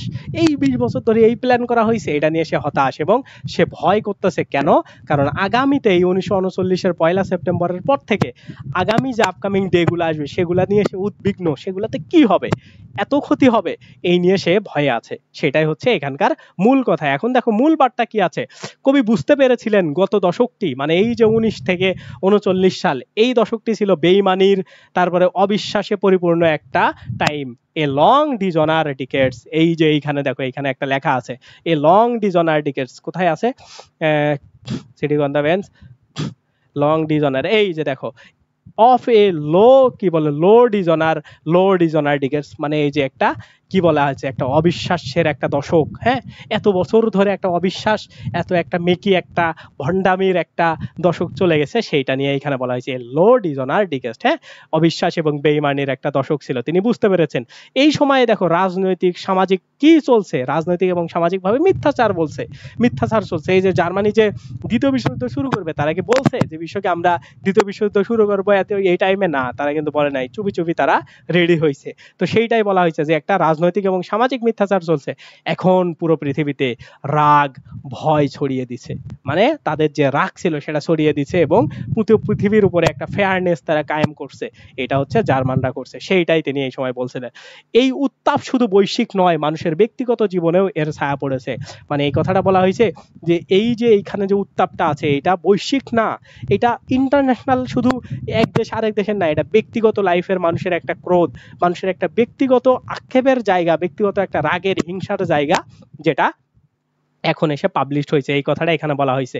এই মুহূর্তে পহেলা সেপ্টেম্বরের রাত যেন কি মৃত্যুর গন্ধে ভরা, মানে এই যে পহেলা সেপ্টেম্বরের যে রাত, এটা হচ্ছে মৃত্যুর গন্ধে ভরা, যুদ্ধের ভবিষ্যৎ, ভয়ঙ্কর দিনগুলোর পূর্বাভাস। মানে এই যে এখন যে পহেলা সেপ্টেম্বর যেটা আসে, এই যে এখানে বলা হয়েছে দেখো যে এই যে এগুলা হচ্ছে যে অফেন্ডার দ্য সেপ্টেম্বর নাইট। হ্যাঁ, এইখানে বলা হয়েছে এই কথাগুলা যে এইটা শুধুমাত্র কি, এটা শুধুমাত্র পহেলা সেপ্টেম্বরের রাত না, এটা হচ্ছে মৃত্যুর গন্ধে ভরপুর একটা রাত এবং আগামীতে বা ভবিষ্যতের একটা ভয়ঙ্কর দিনের পূর্বাভাস। এই কথাটা এখানে বলা হয়েছে। তার মানে কি, এই জায়গাতে তোমরা যখন আসবে তখন মেইন কথাটা লিখে দিবা যে এটা হচ্ছে একটা মানে পহেলা সেপ্টেম্বর 1939, এই টাইমটা হইলো একটা দ্বিতীয় বিশ্বযুদ্ধের মানে শুরুর দিনের কাহিনী। এটা নিয়েই তিনি লিখছিলেন। কেন এটা লিখছিলেন? কারণ তিনি বিশ্বাস মানে ভাবতেই তিনি আসলে রাগান্বিত হইতেছিলেন, তিনি আসলে ভয় পাচ্ছিলেন, তিনি হতাশ হয়ে গেছিলেন যে একটা দশকের পর দশক ধরে একটা জাতি কিভাবে এত হিংসাত্মক হইতে পারে। এবং যখন আক্রমণটা হইলো, এটা নিয়ে তার ভয় শুরু হইলো যে এই যে একটা মৃত্যুপুরী তৈরি হয়েছে, পৃথিবীতে আরো কি লেভেলের খারাপ সময় আসবে। তো এইটার আবেগ মানে উদ্বিগ্নতা বা এটার একটা ভয় ভীতি, এইগুলা নিয়েই যশোর সেপ্টেম্বর কি বলে সেপ্টেম্বর 1939 এই কবিতাটা লেখা হয়েছে। এইটাই এই জায়গাতে ফুটিয়ে তোলা হয়েছে। ওকে, দেখো এই কবিতার উক্ত অংশে মানুষের অসহায়ত্ব, রাজনৈতিক ব্যর্থতা, যুদ্ধকালীন মানসিক অস্থবিরতা, এইগুলা চিত্র ধরা হয়েছে। এডেন আমাদের ভাবতে বাধ্য করেন ব্যক্তিগত অভিজ্ঞতা বৈশ্বিক পর্যায়ে এই দুইটি আলাদা কোনো বিষয় নয়, এই দুইটা একটাই বিষয়। মানে এই যে প্রথম বিশ্বযুদ্ধে ভার্সাই চুক্তির পরে যখন জার্মানিকে কি করা হইলো, অপদস্থ করা হইলো, তখন কি শুধুমাত্র জার্মানির মানে শুধুমাত্র এইরকম চিন্তা হয়েছিল যে এটা একটা শুধু জার্মানির একটা বৈশ্বিক বিষয়? তারা কিন্তু এটা পার্সোনালি নিয়ে দিছিল। মানে এই কথাটা এখানে বলা হয়েছে যে আমাদের ভাবতে মানে বাধ্য করে যে আমরা যখন পার্সোনালি অনেক নিকৃষ্ট মানুষ হয়ে যাব, আমরা যখন নিজেরা একটা খারাপ মানুষে পরিণত হব, তখন আমার দেশটাও পুরো খারাপ হয়ে যাবে। এইটাই হচ্ছে তিনি ভাবতে বাধ্য করেন যে ব্যক্তিগত অভিজ্ঞতা, আমরা যখন নিজেরা খারাপ চিন্তা ভাবতে শুরু করব, নিজেরা যখন ব্যাড মাইন্ডেড হব, তখন কি দেখো বৈশ্বিক বিপর্যয়, মানে তখন বৈশ্বিক বিপর্যয় অনস্বীকার্য মানে আসবেই। সেই কথাটাই বলা হয়েছে। হ্যাঁ, সেই কথাটাই এই কবিতাতে তুলে ধরা হয়েছে। এইটা সুন্দর করে এইখানে লেখা আছে দেখো, দ্য পোয়েম ইজ কি, এইটা হচ্ছে মানে এইখানে সারমর্ম a historical movement in time as কি বলে marks the beginning of the second world war. মানে এইখানে বলা হয়েছে যে এই যে পোয়েমটা, এইটা একটা হিস্টোরিক্যাল মুভমেন্ট, একটা হিস্টোরিক্যাল তো আন্দোলন না, সেটা দ্বিতীয় বিশ্বযুদ্ধের বিগিনিংটাকে ইন্ডিকেট করে। ওকে, দ্য স্পিকার সিটিং এ কি বলে ড্রাইভ বার, হ্যাঁ, বা পাব বার, যেখানেই বলো, কোথায়, ওই যে নিউ ইয়র্কে, তিনি এই নিউ ইয়র্কে বসে এই জিনিসটা ভাবতেছিলেন, এই কথাগুলা তিনি ভাবতেছিলেন। কি কি কথা ভাবতেছিলেন? মানে তিনি একটা ওই সেপ্টেম্বরের রাতে আর কি তিনি এই পাবে বসে নিউ ইয়র্কের এই পাবটাতে বসে তিনি আসলে কি ভাবতেছিলেন, হি ফিলস, সে ভাবতেছিলেন he seems the approaching of the another war, মানে সে ভাবতেছিল যে তাইলে তো আর একটা কি ওয়ার শুরু হয়ে গেল, যুদ্ধ শুরু হয়ে গেল। হ্যাঁ, তারপরে মেনি সো কল পলিটিক্স, ওই যে পলিটিক্স গুলো আছে অ্যাডপ্ট বাই দা কি policy maker through out the last 10 year কি বলে could not improve the Lord of working classes expert making the words, মানে এখানে বলা হয়েছে তিনি ভাবতেছিল যে তাইলে এই আগামী 10 বছর ধরে এত কথাবার্তা হইলো, এত গণমাধ্যম হইলো, এত চুক্তি স্বাক্ষর করা হইলো, তাইলে হইলোটা কি? তার মানে কি এগুলো সবই মিথ্যা ছিল? এগুলা কি শুধুমাত্র খাতা কলমের মধ্যেই সীমাবদ্ধ ছিল? এগুলা তো কোনো ইমপ্রুভমেন্ট হয়নি, এগুলা কি করছে দেখো, এগুলা আরো অনেক খারাপের দিকে নিয়ে গেছে, সেই কথাটাই তিনি বলতেছিলেন, সেগুলাই ভাবতেছিলেন। তারপরে কি দেখো, they could not stop the growth of capitalism economy, মানে এই যে এখানে বলা হয়েছে যে এই যে গ্রোথ ক্যাপিটালিজম ইকোনমি, ক্যাপিটালিজম মানে কি মোটামুটি ধরো এই যে ইম্পেরিয়ালিজমের যে বিষয়, সাম্রাজ্যবাদ প্রতিষ্ঠা, যে আমরাই সেরা, জাতিতে সেরা, জার্মানরা তাদের সৈনিকদের একটা কথাই বলছিল যে আমরাই জাতিতে সেরা, আমাদের উপর কেউ নাই। হ্যাঁ, তো এই যে চিন্তাধারা, এই যে একটা মানে সবার উপর আক্রোশ তৈরি করে দেওয়া, এগুলাই কি এই টাইম ধরে হইলো? সেগুলাই তিনি আক্ষেপ প্রকাশ করতেছিলেন। তারপরে now there is anger in the year, তারপরে হচ্ছে ওভার কি বলে over overshadowing the lands of the earth, মানে এই যে এখন যে অ্যাঙ্গার, ভয়ভীতি আকাশে বাতাসে, সেগুলার কি হবে সেগুলা নিয়ে সে ভাবতেছিল। ইট ইজ বার্নিং কি বলে ডিজাস্টার পিপল পার্সোনাল লাইফ, এগুলো তো মানুষের লাইফ কি করে দিবে, ডিজাস্ট্রেস করে দিবে, মানে ধ্বংস করে দিবে, মানে অসামঞ্জস্য মানে ভারসাম্যহীনতা তৈরি করে দিবে। তাই স্পিকার ক্যান স্মেল দা কি বলা আছে কি আনমেনশনেবল অডোর, মানে সে আসলে এত ভয়ভীতির আগামীর যে বিপর্যয় এইটা নিয়ে সে কি একটা মানে গন্ধ পাচ্ছিল, আগামীর যে মৃত্যুপুরী তৈরি হবে এটা তিনি গন্ধ পাচ্ছিলেন ওই সেপ্টেম্বর 1 রাতে। হ্যাঁ, এই কথাটাই এখানে বলা হয়েছে। দেখো হি ক্যান হচ্ছে forces this war will take away কি বলা আছে, মানে এই মানে এই ওয়ারটাই মানুষের অনেক লাইফের জীবন কি করে দিবে, ধ্বংস করে দিবে। হ্যাঁ, এটা বলা আছে এখানে। ওকে, তো এই গেল আমাদের 6টা। ওকে, এখন আমরা পড়বো হচ্ছে 7 নম্বরটা, দ্য লেক অফ ইনিসপ্রে আইল্যান্ড। এটা খুবই ইম্পর্টেন্ট, এটা হচ্ছে তোমাদের দিনাজপুর বোর্ড যারা আছো, হ্যাঁ, তাদের আসতে পারে। কেন? কারণ ওই যে আইল্যান্ডের সাথে এগুলা দিনাজপুর এবং চট্টগ্রাম এগুলা এবং সিলেট, এই তিনটার জন্য এটা খুবই বেশি ইম্পর্টেন্ট, এটা আসতে পারে। তোমরা এটা ভালো করে একটু মাথায় রাখো। হ্যাঁ, ইনিসপ্রে আইল্যান্ড, এটা হচ্ছে 2019 সালেও আমরা যখন পরীক্ষা দিছিলাম তখন এটা আসছিল, তাই ইনিসপ্রে আইল্যান্ড। হ্যাঁ, তো এই ইনিসপ্রে আইল্যান্ড সম্পর্কে আমরা জানবো। তো আই উইল রাইজ এই প্রথম লাইনটা মনে রাখবা, বা ইনিসপ্রে আইল্যান্ড যদি তোমার মাথায় থাকে তাইলেই হবে। তো এইটাতে আসলে কি বলা হয়েছে আমরা একটু দেখবো। এই কবিতায় কবি নিজের কি আত্মার শান্তি, প্রকৃতির সান্নিধ্যের আকাঙ্ক্ষা প্রকাশ করেন, মানে তিনি আসলে ওই যে একটা প্রকৃতির মধ্যে বেঁচে থাকার যে একটা ভালোবাসা, একটা যে ফিল আছে, ওইটাকে নিয়েই তিনি এই ইনিসপ্রে আইল্যান্ড, মানে ওই যে আইল্যান্ড শব্দটা দিয়েই তোমরা বুঝতে পারছো। হ্যাঁ, তো এই যে একটা নির্জন আইল্যান্ড, এইটাতে সে কিভাবে বসবাস করবে, এটার মধ্যে যে মজাটা আছে, এটা নিয়েই কবিতাটা লিখছেন। প্রকৃতির সান্নিধ্যে আকাঙ্ক্ষা প্রকাশ করেন। তিনি স্বপ্ন দেখেন আধুনিক শহরের কোলাহল ছেড়ে ইন্নিসপ্রি নামক এক শান্তির দ্বীপে চলে যাওয়ার, মানে তিনি এই যে যানজট, এই যে ঝামেলা, এইটা বাদ দিয়ে তিনি চায় যে সে কোথায় যাবে, সে একটা হচ্ছে ইন্নিসপ্রি আইল্যান্ড নামক একটা জায়গায় যাবে, যেখানে তিনি নিজ হাতে একটি ছোট কুটির গড়বেন, যেখানে সে একটা ছোট কুটির গড়ে তুলবেন, মানে এটা তার কোনো কিছু থাকবে না, একটা ছোট্ট একটা ঘর থাকবে। মধুর মৌমাছির গুঞ্জনে দিন কাটবে, মানে মাছিরা যখন মধু সংগ্রহ করবে তখন তাদের একটা গুঞ্জন থাকবে, সেই গুঞ্জনে শুনতে শুনতে তার দিন কাটবে। প্রকৃতির গভীরে কিছুটা অন্তর্মুখী নির্জনতা এবং প্রশান্তি খুঁজে নেবেন। এই যে মানুষের যানজট, এই যে ঝামেলা, এগুলার বাদ দিয়ে সে প্রকৃতির মাঝখান থেকে একটা কি করে নেবেন, একটা প্রশান্তি খুঁজে নেবেন, সেই কথাটাই এখানে বলা আছে। দেখো এখানে আরো কি কিছু বিষয় আছে। প্রকৃতি আমাদের জীবনকে কি করে দেয়, ক্লান্ত এবং মুক্তি দিতে পারে। তারপরে হচ্ছে মানুষের জীবনে কি শান্তি পায়, তখনই আসে যখন সে প্রকৃতির সাথে মিলে যাইতে পারে। হ্যাঁ, তারপরে কি দেখো, আধুনিকতা এবং শহরের কনক্রিট জগৎকে মনকে শান্তি দিতে ব্যর্থ রোডওয়ে। হ্যাঁ, রোডওয়ে এটা হচ্ছে প্রিভেন্টমেন্ট গে, এটা তার হচ্ছে প্রতীক। কবি ইন্নিসপ্রির কাছে কেবল একটি জায়গা নয়, এটি একটি কি অন্তর্লালিত শান্তির প্রতিচ্ছবি, যা সর্বদাই হৃদয়ের গভীর থেকে ফিল করা যায়, অনুভব করা যায়, সেই কথাটাই এখানে বলা হয়েছে। হ্যাঁ, তারপরে কি দেখো, কবির এই স্বপ্ন একাধারে আত্মিক পলায়নের আকাঙ্ক্ষা, যেখানে প্রত্যাহিক জীবনে কি অস্থিরতা থেকে রেহাই পাওয়া যায়, এটি হচ্ছে প্রকৃতির নির্জনতা এবং আত্মার গভীর থেকে শান্তির স্পন্দন খোঁজার এক অনুপম কবিতা। মানে এই কথাটা এখানেই বলা হয়েছে যে আমাদের যে কোলাহল পূর্ণ যে জীবন, শহরে জীবন, এইটা বাদ দিয়ে আমরা একটা নির্জল আইল্যান্ডে গিয়ে যখন বসবাস করব, তখন আমরা পাখির শব্দ শুনতে পাবো, গুঞ্জন শুনতে পাবো, সাগরের শব্দ শুনতে পাবো, মধুর আওয়াজ শুনতে পাবো, যখন আমরা হচ্ছে মৌমাছি মধু সংগ্রহ করবে। এত একটা নির্জন পরিবেশে আমরা বসবাস করব, যেখানে কেউ থাকবে না, কেউ ডিস্টার্ব করার থাকবে না। এমন একটা জায়গায় আমরা শান্তিপূর্ণভাবে বসবাস করতে পারবো, এমন একটা আইল্যান্ডের আশা করেন বা একটা মনে মনে ইচ্ছা মানে বাসনা করেন, সেটার নাম দিয়েছেন তিনি দ্য লেক অফ হচ্ছে ইনিসফ্রি আইল্যান্ড। ওকে, সো এই ইনিসফ্রি আইল্যান্ড একটা কল্পনার আইল্যান্ড, যেখানে এই রকম একটা মজা বা প্রকৃতি মানে মেনশন করা হয়েছে। এই কবিতার মূল কথা হইলো যে আমরা এই শহরের যানজটপূর্ণ জীবন ছেড়ে একটা নির্জন জায়গায় গিয়ে যদি একটা আইল্যান্ডে গিয়ে বসবাস করতে পারতাম, তাইলে জীবন অনেক শান্তি হইতো বা শান্তিপূর্ণ হইতো। তো সেই কথাটা এখানে সুন্দর করে দেয়া আছে। দেখো, the poet intends to go beyond the surround and chaotic daily life. মানে যে হচ্ছে পয়েট, সে আসলে এই যে মানে এইগুলা ছেড়ে যেতে চায়, তার ইচ্ছা হয় কি সে আসলে এই যে আমরা দুঃখে ভরাপূর্ণ এই যে গ্যাঞ্জাম এলাকা আমাদের ডেইলি লাইফের, সেই জায়গাগুলো ছেড়ে সে কোথায় চলে যাইতে চায়, সে একটা জায়গায় চলে যাইতে চায়। He imagine a world of the absolute place. সে একটা নির্জনতম প্লেসের কল্পনায় একটা নির্জনতম প্লেস তৈরি করে, এটার নাম দেয় সে হচ্ছে ইনিসফ্রি। হ্যাঁ, এমন একটা জায়গা তৈরি করে যেটার নাম দেয়, বা একটা ল্যান্ড তৈরি করে যেটার নাম দেয় হচ্ছে ইনিসফ্রি। ওকে, তো ইট ইজ অ্যান আইল্যান্ড, যেটা হবে একটা আইল্যান্ড উইথ কি বলা আছে অ্যালুরমেন্ট অফ লাইফ, যেটাতে চমৎকারপূর্ণ একটা লাইভ হবে। Sweet bird sing and the bee harm, মানে যারা পাখি যেগুলো আছে সেগুলো তার আশেপাশে কিচির মিচির করবে, তারপরে মধু সংগ্রহ করবে হচ্ছে মৌমাছিরা গান গাইতে গাইতে। তো এইগুলা, তারপরে হচ্ছে কিপ দ্য ড্রিম এভাক, যেগুলা তাকে বাঁচিয়ে রাখবে প্রাণবন্ত ভাবে।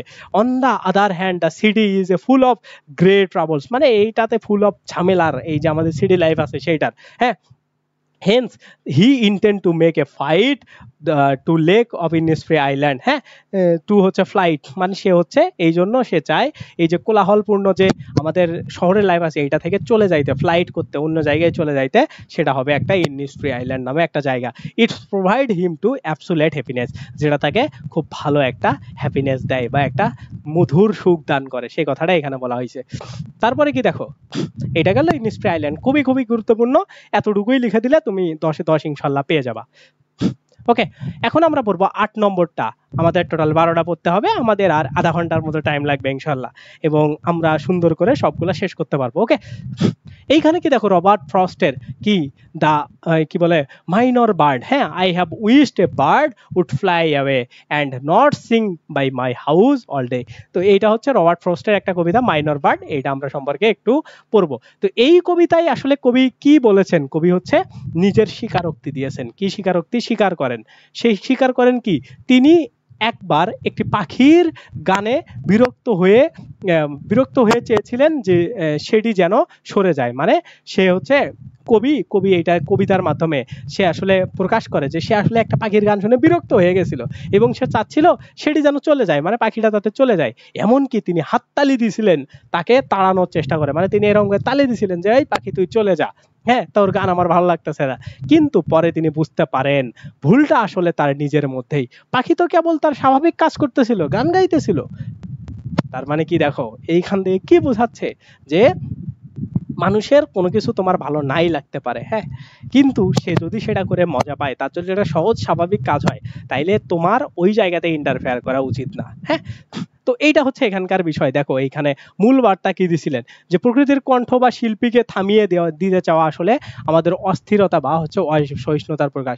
মানে কেউ যদি মনে করো এরকম করে, আমি যদি পাবলিকেই চিন্তা করি, আমি যদি খারাপ কণ্ঠে গান গাই, আমি নর্মালি খুবই খারাপ কণ্ঠে গান গাই, আমি যদি গান গাই, তুমি যদি বলো এই মিয়া তুমি কি গান গাও, এখান থেকে চলে যাও, তো এইটা করা ঠিক না। কারণ আমি শিল্পী, আমি আমার মতো করে কাজ করবো, এই জন্য ওই স্বাধীনতাটা তাকে দিতে হবে। হ্যাঁ, কখনো না কখনো আমরা বাইরের দোষ খুঁজি, মানে আমরা শুধু ওর দোষ খুঁজি, এই যে আমি খারাপ গান গাই তুমি দোষ খুঁজতেছো, তুমি যে নিজে খারাপ গান গাও সেটা কিন্তু কিছু না। হ্যাঁ, সেটা বলা হয়েছে যে আমরা কখনো কখনো আমরা বাইরের দোষগুলা খুঁজি, অথচ সমস্যা থাকে আমাদের নিজের মধ্যে, আমাদের নিজেদের যে সমস্যা সেগুলা থাকে। হ্যাঁ, কবি উপলব্ধি করেন যে যে কেউ গান কি বলে থামাতে চায় তার ভিতরেই কিছু না কিছু ভুল থামে। মানে কবি বলতে চাইছে যে তুমি তো নিজে বলো যে তুমি খুবই খারাপ পেইন্টিং করো, তুমি তো নিজেও খারাপ পেইন্টিং করো, তার মানে তোমার মধ্যেও এই দোষটা আছে। হ্যাঁ, সেই কথাটাই বোঝাতে চাইছে যে আমরা অনেক সময় নিজেরা যে ভুলগুলা করি অন্যেরা সেম ভুল করলে আমরা কি করি, অনেক বেশি প্রতিবাদী হয়ে যাই। সো এই কাজটা করা যাবে না, এইটাই তিনি, এই ভুলটা, এইটা যে আমরা ভুল কাজ করি এইটাই তিনি উপলব্ধি করাইতে চাইছেন এই কবিতার মাধ্যমে। এই কবিতা আত্মসমালোচনামূলক একটি কবিতা, সহনশীলতা এবং প্রকৃতির প্রতি সম্মান বোধের একটা সূক্ষ্ম প্রতিচ্ছবি। মানে এই যে আত্মসমালোচনা করার যে জায়গা, নিজের যে সমালোচনা নিতে হবে, এই জিনিসটাই হচ্ছে মেইন কথা। মানে মেইন কথা, যেমন আমি ধরো এই যে ক্লাসটা খুবই খারাপ পড়াচ্ছি, হ্যাঁ, এই সমালোচনা তুমি যদি আমাকে বলো যে ভাই আপনি খুবই খারাপ পড়াচ্ছেন, তাইলে আমাকে এটা নিতে হবে এবং আমি নিয়ে এইটার আরো কাজ করব যে আমি কেন খারাপ পড়াচ্ছি, আমি আরো ভালো পড়াবো। ঠিক আছে, তো তোমরা একটু লিখে দিও আমি খারাপ কতটা পড়াচ্ছি, তাহলে আমি আরো ইমপ্রুভ করার ট্রাই করব। তো এইগুলো হচ্ছে আত্মসমালোচনা নেওয়ার বিষয় এবং আত্মসমালোচনা করা। ওই যে তুমি আমাকে বললা ভাই আপনি খুবই খারাপ পড়াচ্ছেন, তুমি এইখানে এসে যদি আমার মতোই পড়াও তাইলে কি হইলো, তোমার মধ্যেও এই খারাপ গুণটা আছে। তার মানে এইটা আসলে করার আগে ভাবতে হবে যে আমি কতটুকু ভালো পড়াইতাম, তার উপর ডিপেন্ড করে আমাকে এটা বলতে হবে। যাই হোক, এগুলা পার্সোনালি নিও না, আমি মজা করতেছি। সো যাই হোক, এইটা হচ্ছে এখানকার বিষয়। ওকে, তো এইটা হচ্ছে আমাদের বিষয়। তার মানে এই আমাদের এই মাইনর বারটার দ্বারা কি বোঝানো হইলো যে আমরা ভুল অবশ্যই ধরবো, বাট আমরা নিজেরা ওই ভুলটা করতে পারি কিনা। একটা মানুষ মানে কোনো একটা কাজে খারাপ দক্ষ হইতেই পারে, আমরা তাকে ডিরেক্ট ওইভাবে বলবো না, কারণ আমরা নিজেরাও এমন হইতে পারি। সো এটা হচ্ছে এখানকার বিষয়। আমরা যদি এইখানে ইংরেজিটা দেখি তাইলে আমরা বুঝতে পারবো কি বলা আছে, the poem about modern people. হ্যাঁ, আমাদের যে মডার্ন এখন পিপল গুলো আছে তারা, who find difficulty to enjoy the beauty of nature. হ্যাঁ, এই যে অনেক মানুষ আছে আমরা যারা আমাদের আছে যে আমরা অন্যের ভুল ধরতে ভালোবাসি, সেই কথাটাই বলা হয়েছে মডার্ন পিপলের। The narrator wants to the bird, wants to bird to হচ্ছে কি, wants to bird to হচ্ছে begun। হ্যাঁ,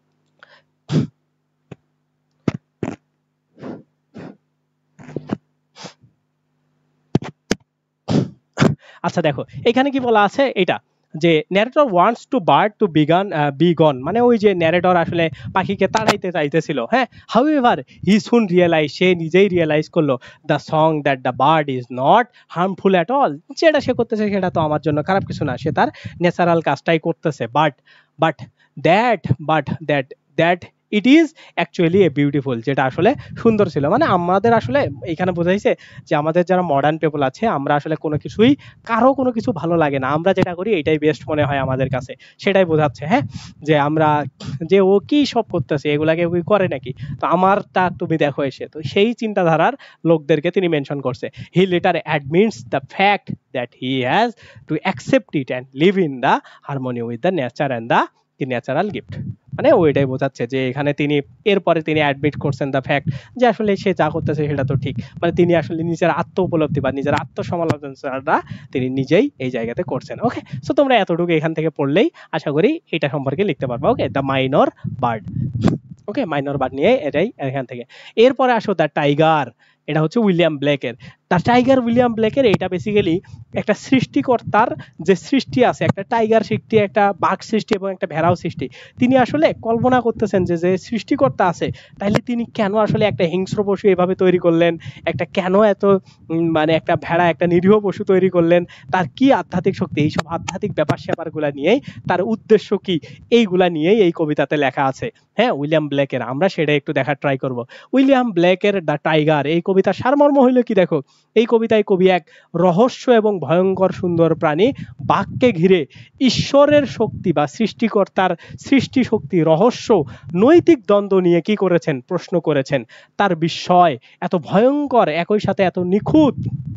এত ভয়ঙ্কর মানে কি, একদম একটা বাঘ এত ভয়ঙ্কর একটা জিনিস, একই সাথে সে বাঘ কিন্তু নিখুঁত রূপে কে তৈরি করলো, এই বাঘ যে একটা ভয়ঙ্কর বাঘ, একটা মানে নিখুঁত ভাবে তৈরি, এটা কে তৈরি করলো? হ্যাঁ, কে তৈরি করলো এই বাঘকে? যিনি নিরীহ ল্যাম্প সৃষ্টি করেছেন তিনিই কি এই ভয়াল বাঘকে তৈরি করলেন? সে কনফিউজ হয়ে গেছে যে একটা বাঘকে, এত হিংস্র বাঘকে যে তৈরি করলো, এত ভয়াল বাঘকে যে তৈরি করলো, সে একটা ভেড়া, একটা নিরীহ প্রাণীকেও এত সুন্দরভাবে মানে সে তৈরি করছেন, সেই জিনিসটাই তিনি এই জায়গাতে বললেন। এটাও কি স্রষ্টারই সৃষ্টি? তার মানে সে আসলে কি চাচ্ছেন, তার উদ্দেশ্যটা কি? এই কনফিউশন নিয়েই আসলে রিয়েলিটি অ্যান্ড তার যে ফিলোসফি, এই দুইটার মধ্যে কনফিউশন নিয়েই তিনি আসলে এই কবিতাটাতে আগাইছেন। হ্যাঁ, মূল কথা এখানে কি কি আছে দেখো, প্রকৃতি সৃষ্টির জগতের ভয় এবং সৌন্দর্যের পাশাপাশি অস্তিত্ব রাখে, যেটি এক অদ্ভুত মানে পাশাপাশি অস্তিত্ব রাখে। মানে এই কথা বলছে যে আমাদের এই সৃষ্টি জগতে এখানে কি আছে, মানে ভয়ের জিনিসও আছে, তারপরে হচ্ছে কি বলে খুবই নিরীহ জিনিসও আছে, এগুলো পাশাপাশি থেকেই অস্তিত্ব তাদের বজায় রাখে। কবি ঈশ্বর এবং স্রষ্টার কি ক্ষমতা উদ্দেশ্য নিয়ে প্রশ্ন তুলেছেন যে ঈশ্বর তাইলে কেমন ক্ষমতাধর, সে একসাথে এত ভয়ানক, একসাথে এত সহজ সরল জিনিসও তৈরি করলেন, একই সাথে কেনই বা তিনি একই সাথে এই ভয়ানক এবং এই সহজ সরল ভেড়া এবং বাঘ একই সাথে তৈরি করলেন, তার উদ্দেশ্য আসলে কি? হ্যাঁ, কবিতার ছন্দ এবং পুনরাবৃত্তি, যে টাইগার টাইগার বার্নিং ব্রাইড এক গভীর মনোমুগ্ধতা তৈরি করেছে, যে এক মানে মানে যেটা হচ্ছে ঈশ্বরের রহস্যকে ইন্ডিকেট করে। মানে তিনি আসলে অবাক যে কেন আসলে তৈরি করলেন, তিনি তো এত মানে বাঘকে তৈরি নাও করতে পারতেন, বা শুধু ভেড়াকেই তৈরি করতে পারতেন, বা ভেড়াকে তো তৈরি নাও করতে পারতেন, তিনি কেন এত কঠিন ভয়ানক এমন জন্তু জানোয়ার তৈরি করলেন, পাশাপাশি আবার নিরীহ জানোয়ারকেও তৈরি করলেন, কেন করলেন, এই রহস্যের ব্যাখ্যা কি, এগুলা নিয়েই তিনি আসলে ভাবনা শুরু করলেন। এইটা এখানে বলা হয়েছে। কবি শুধু একটি বাক্যে নয়, বরঞ্চ এই জায়গাতে কিসের প্রশ্ন তুলেছেন দেখো, ভয়, শক্তিশীলতা এবং সৃজনশীলতা, নৈতিক প্রশ্নগুলোকে কেন্দ্র করে প্রতীক হিসাবে তুলে ধরেছেন। তিনি শুধু বাক দ্বারা বাক্যে বুঝায় নাই, তিনি এই জায়গায় বাক্যে বুঝাইছেন যে সৃষ্টিকর্তার তাইলে কত শক্তি, বাঘ এবং ভেড়াকে দিয়ে তিনি এটাই বুঝাইছেন যে সৃষ্টিকর্তার কত শক্তি, তাইলে তার সৃষ্টি দক্ষতা মানে এত বৈচিত্র্যময়, তাইলে তার কত শক্তি, এটা তিনি প্রকাশ করছেন। ঈশ্বরের সৃষ্টির সৌন্দর্য এবং ভয়ের দৈত্যতা নিয়ে তিনি গভীরভাবে ভাবতে বাধ্য হয়েছেন।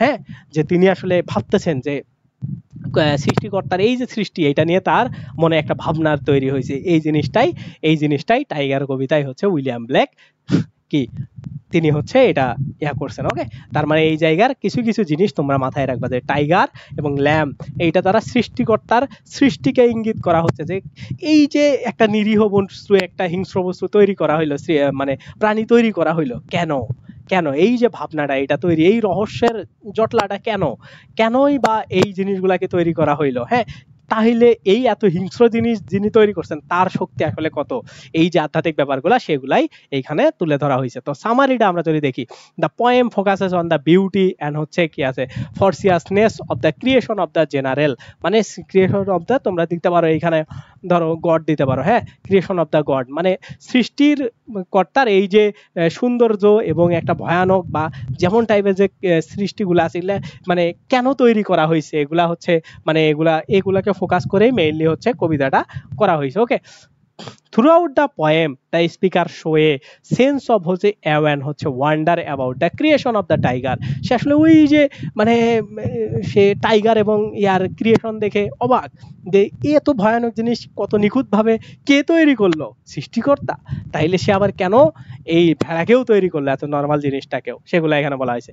তারপরে হোয়াইল হি অবজার্ভিং, দেখো অবজার্ভিং দ্য টাইগার কি বলছে, হি ফেলস আন্ডারস্ট্যান্ড হাউ দ্য হচ্ছে কি বলে god who create the gentle lamb, মানে সে আসলে এত ল্যাম্বটাকেও তৈরি করলো, একটা জেন্টেল ল্যাম্বকে তৈরি করলো, তারপরেও সে একটা মানে টাইগারকেও তৈরি করছে, আবার একটা ল্যাম্বকেও তৈরি করছে, তাইলে কেন করলো, এই যে কনফিউশন, এই যে ভাবনা, এটা তিনি ভাবতে শুরু করেন। হ্যাঁ, however the poem reflects the human can not understand the supremacy of the god and his work, মানে এই যে মূল কথা হইলো এইটাই, যে মানুষ আসলে সৃষ্টিকর্তার যে পাওয়ার এগুলো সম্পর্কে তার কোনো ধারণাই নাই, সে যে কত লেভেলের সুপ্রিম, হ্যাঁ কত লেভেলের তার ক্রিয়েটিভ কাজ, এগুলা সম্পর্কে মানুষ কি করতে পারবে না, বুঝতেই পারবে না, কারণ মানুষকেও তিনি তৈরি করেছেন। এইটা আসলে মোটামুটি যে আস্তিকতাবাদ, যে একজন সৃষ্টিকর্তা আছেন, হ্যাঁ সৃষ্টিকর্তা আছেন, এইটাকে কি করে অনেক ভালোভাবে এইটাকে মানে প্রতিফলিত করে এই কবিতা। হ্যাঁ, সো এইটা মাথায় রাখবা। তার মানে এটার মূল কথা হইলে এইটাই, যে গডের সৃষ্টি এবং তার চিন্তা ভাবনার কাছে আমরা কিছুই না, তিনি যে লেভেলে থাকেন ওই লেভেলের আমরা কেউই না, এটা হচ্ছে এটা দ্বারা বোঝানো হয়েছে। ওকে, 10 নম্বর দেখো, শি ওয়ার্কস ইন বিউটি, এইটা খুবই ইম্পর্টেন্ট, এইটাও তোমাদের যে কোনো এক জায়গায় দেখবা এইটা আসার চান্স খুবই বেশি। আমি দেখো দুইটা দিলাম, ইনিসফ্রি আইল্যান্ড আর এইটা, আর ওই ড্রিম দুইটা, এই চারটার মধ্যেই মোটামুটি অনেক ভালো করে পড়বা এই চারটা। হ্যাঁ, তো এইটা কি দেখো, শি ওয়াক্স ইন বিউটি। তো এটা এমনিতে এইখানে দেখবা একটা শি ওয়াক্স ইন বিউটি, এটা হলো লর্ড বাইরনের একটা কবিতা। তো এই ওয়াক্স ইন বিউটিতে তিনি আসলে শি ওয়াক্স ইন বিউটিতে তিনি কি লিখেছেন, হ্যাঁ। তো এইটা বেসিক্যালি সত্য এবং আমাদের যে সুন্দরের যে একটা মানে ভালোবাসা, বা এই যে এইখানে দেখো তিনি কি করছেন, কবিতায় এক নারীর সৌন্দর্যকে শ্রদ্ধা এবং বিস্ময়ের সাথে তিনি বর্ণনা করেছেন, এবং তার সৌন্দর্যের বাহ্যিকতা নয়, তার চরিত্র এবং হৃদয়ের গভীরতা থেকেও উদ্ভূত হয়েছে। এই কবিতায় তিনি এই জিনিসটাকে ব্যাখ্যা করেছেন। দেখো আমরা যদি আরো দেখি এই কবিতায় তিনি মানে কি করেছেন, কবি বলেছেন, ওই নারী রাতের আধারের মতো শান্ত এবং দীপ্তময়, যেখানে আলো এবং অন্ধকারের নিখুঁত ভারসাম্য আছে। তার চেহারায় নির্মলতা, তারপরে হচ্ছে কোমল দীপ্তি রয়েছে, তা অতি সূক্ষ্ম মাত্রায় পরিপূর্ণ, একটু বেশি ছায়া এবং একটু কম আলো হলেই সেই সৌন্দর্য ব্যাহত হতো। তার চোখ, কেশ, মানে ওই নারী যে এত সুন্দর হইতে পারে, নিখুঁত হইতে পারে, সেই জিনিসটাকে তিনি রিফ্লেক্ট করছেন।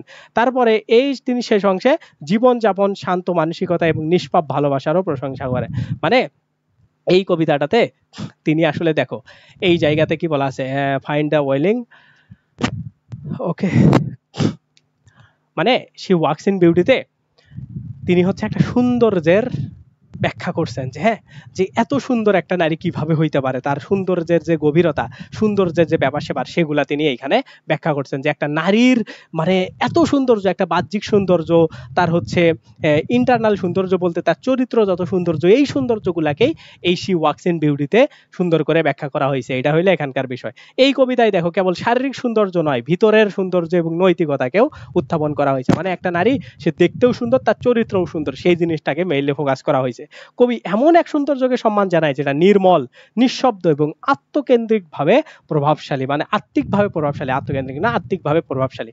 তার মানে কি দেখো, এইখানে আমরা সুন্দর বলতে কি বোঝাই এই মডার্ন যুগে, শুধুমাত্র বাহ্যিক সৌন্দর্য, কিন্তু কবি আসলে সুন্দর বলতে দুইটা জিনিসের কম্বিনেশনকেই বুঝাইছেন, হ্যাঁ। আর তিনি মেইনলি ফোকাস করছেন কোন জায়গাগুলোতে, দেখো সৌন্দর্য শুধু শারীরিক প্রশংসা নয়, মানে সুন্দর শুধু সে শারীরিক ভাবেই নয়, এটা তিনি প্রশংসা করেন নাই, এটা তো করছেনই, তার পাশাপাশি তিনি মেইন ফোকাস করছেন এই যে ইন্টারনাল যে সুন্দরগুলো সেগুলো। মানে সে ওয়ার্কস ইন বিউটি, একটা মেয়ের মূল কথা হইলো, ধরো একটা মেয়ে, এই যে এটা একটা ধরো মেয়ে, কবির প্রেমিকা, হ্যাঁ, ধরো সেই প্রেমিকার সে বাহ্যিক দিক থেকে তো সে মানে 100-তে 100, পাশাপাশি তার ইয়াতেও 100-100, মানে সে চরিত্রের দিক থেকেও চরিত্রবান একজন নারী। তো এই যে একজন সুন্দরী এবং চরিত্রবান নারীকে নিয়েই লেখা শি ওয়ার্কস ইন বিউটি, তোমার ড্রিম গার্ল, হ্যাঁ।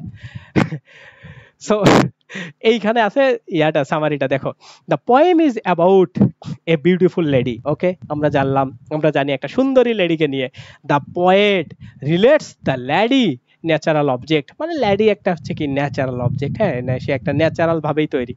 All the beauty things find their dwelling places in the lady's aspect, মানে সে যত বিউটি আছে সবগুলাই ধারণ করে, সে কথাটাই এটা দ্বারা বোঝানো হয়েছে। মানে সে বলতে ওই মেয়ে, তারপরে her beauty is contrasted to the হচ্ছে কি ওটা গিউডি ডে লাইট, মানে তার হচ্ছে একটা দিনের আলোর মতো, দিনের মতো তার হচ্ছে সৌন্দর্যটা, এইরকম করে ব্যাখ্যা করা যায়। ইন দ্য সেকেন্ড স্ট্যান্জা, ওই সেকেন্ড প্যারায়, শি ইজ কনসিডার দা হচ্ছে কি নেমলেস গ্রেস, সুইট, পিওর অ্যান্ড হচ্ছে ডিয়ার, মানে তার ওই যে সৌন্দর্যের যে বিভিন্ন অভিব্যক্তি সেগুলা এখান থেকে নিচে, এই যে এইখান থেকে দেখো, এইখান থেকে এইখানে এই যে লাইটনেস, সফটনেস, এই যে ফেস এক্সপ্রেশন, সুইট এক্সপ্রেশন, সেইগুলা এখানে বলা হয়েছে, সেগুলা এখানে বলা হয়েছে। এই দেখো সুইট, পিওর অ্যান্ড হচ্ছে ডিয়ার, এগুলা বলা হয়েছে। দ্য ফাইনাল স্ট্যান্জায়, ওই যে থার্ড স্ট্যান্জাতে, থার্ড ব্যাখ্যাতে, রিটার্নস হার দ্য ফেস, তার মুখের সৌন্দর্য নিয়ে, এই যে এই জায়গাতে তার হচ্ছে মুখের সফটনেস, কাম, তার এলোকুয়েন্ট স্মাইল, এগুলা নিয়ে সে হচ্ছে কি ব্যাখ্যা করছে। ওকে ওকে, সেটাতে বলা হয়েছে দেখো এইখানে ফাইনাল স্টেঞ্জাতে সে রিটার্ন অ্যান্ড এগেইন সিদা হচ্ছে silent expression of peace, calm and sake, মানে তার হচ্ছে ব্রো, তার স্মাইল, এগুলো সম্পর্কে সে ব্যাখ্যা করছে।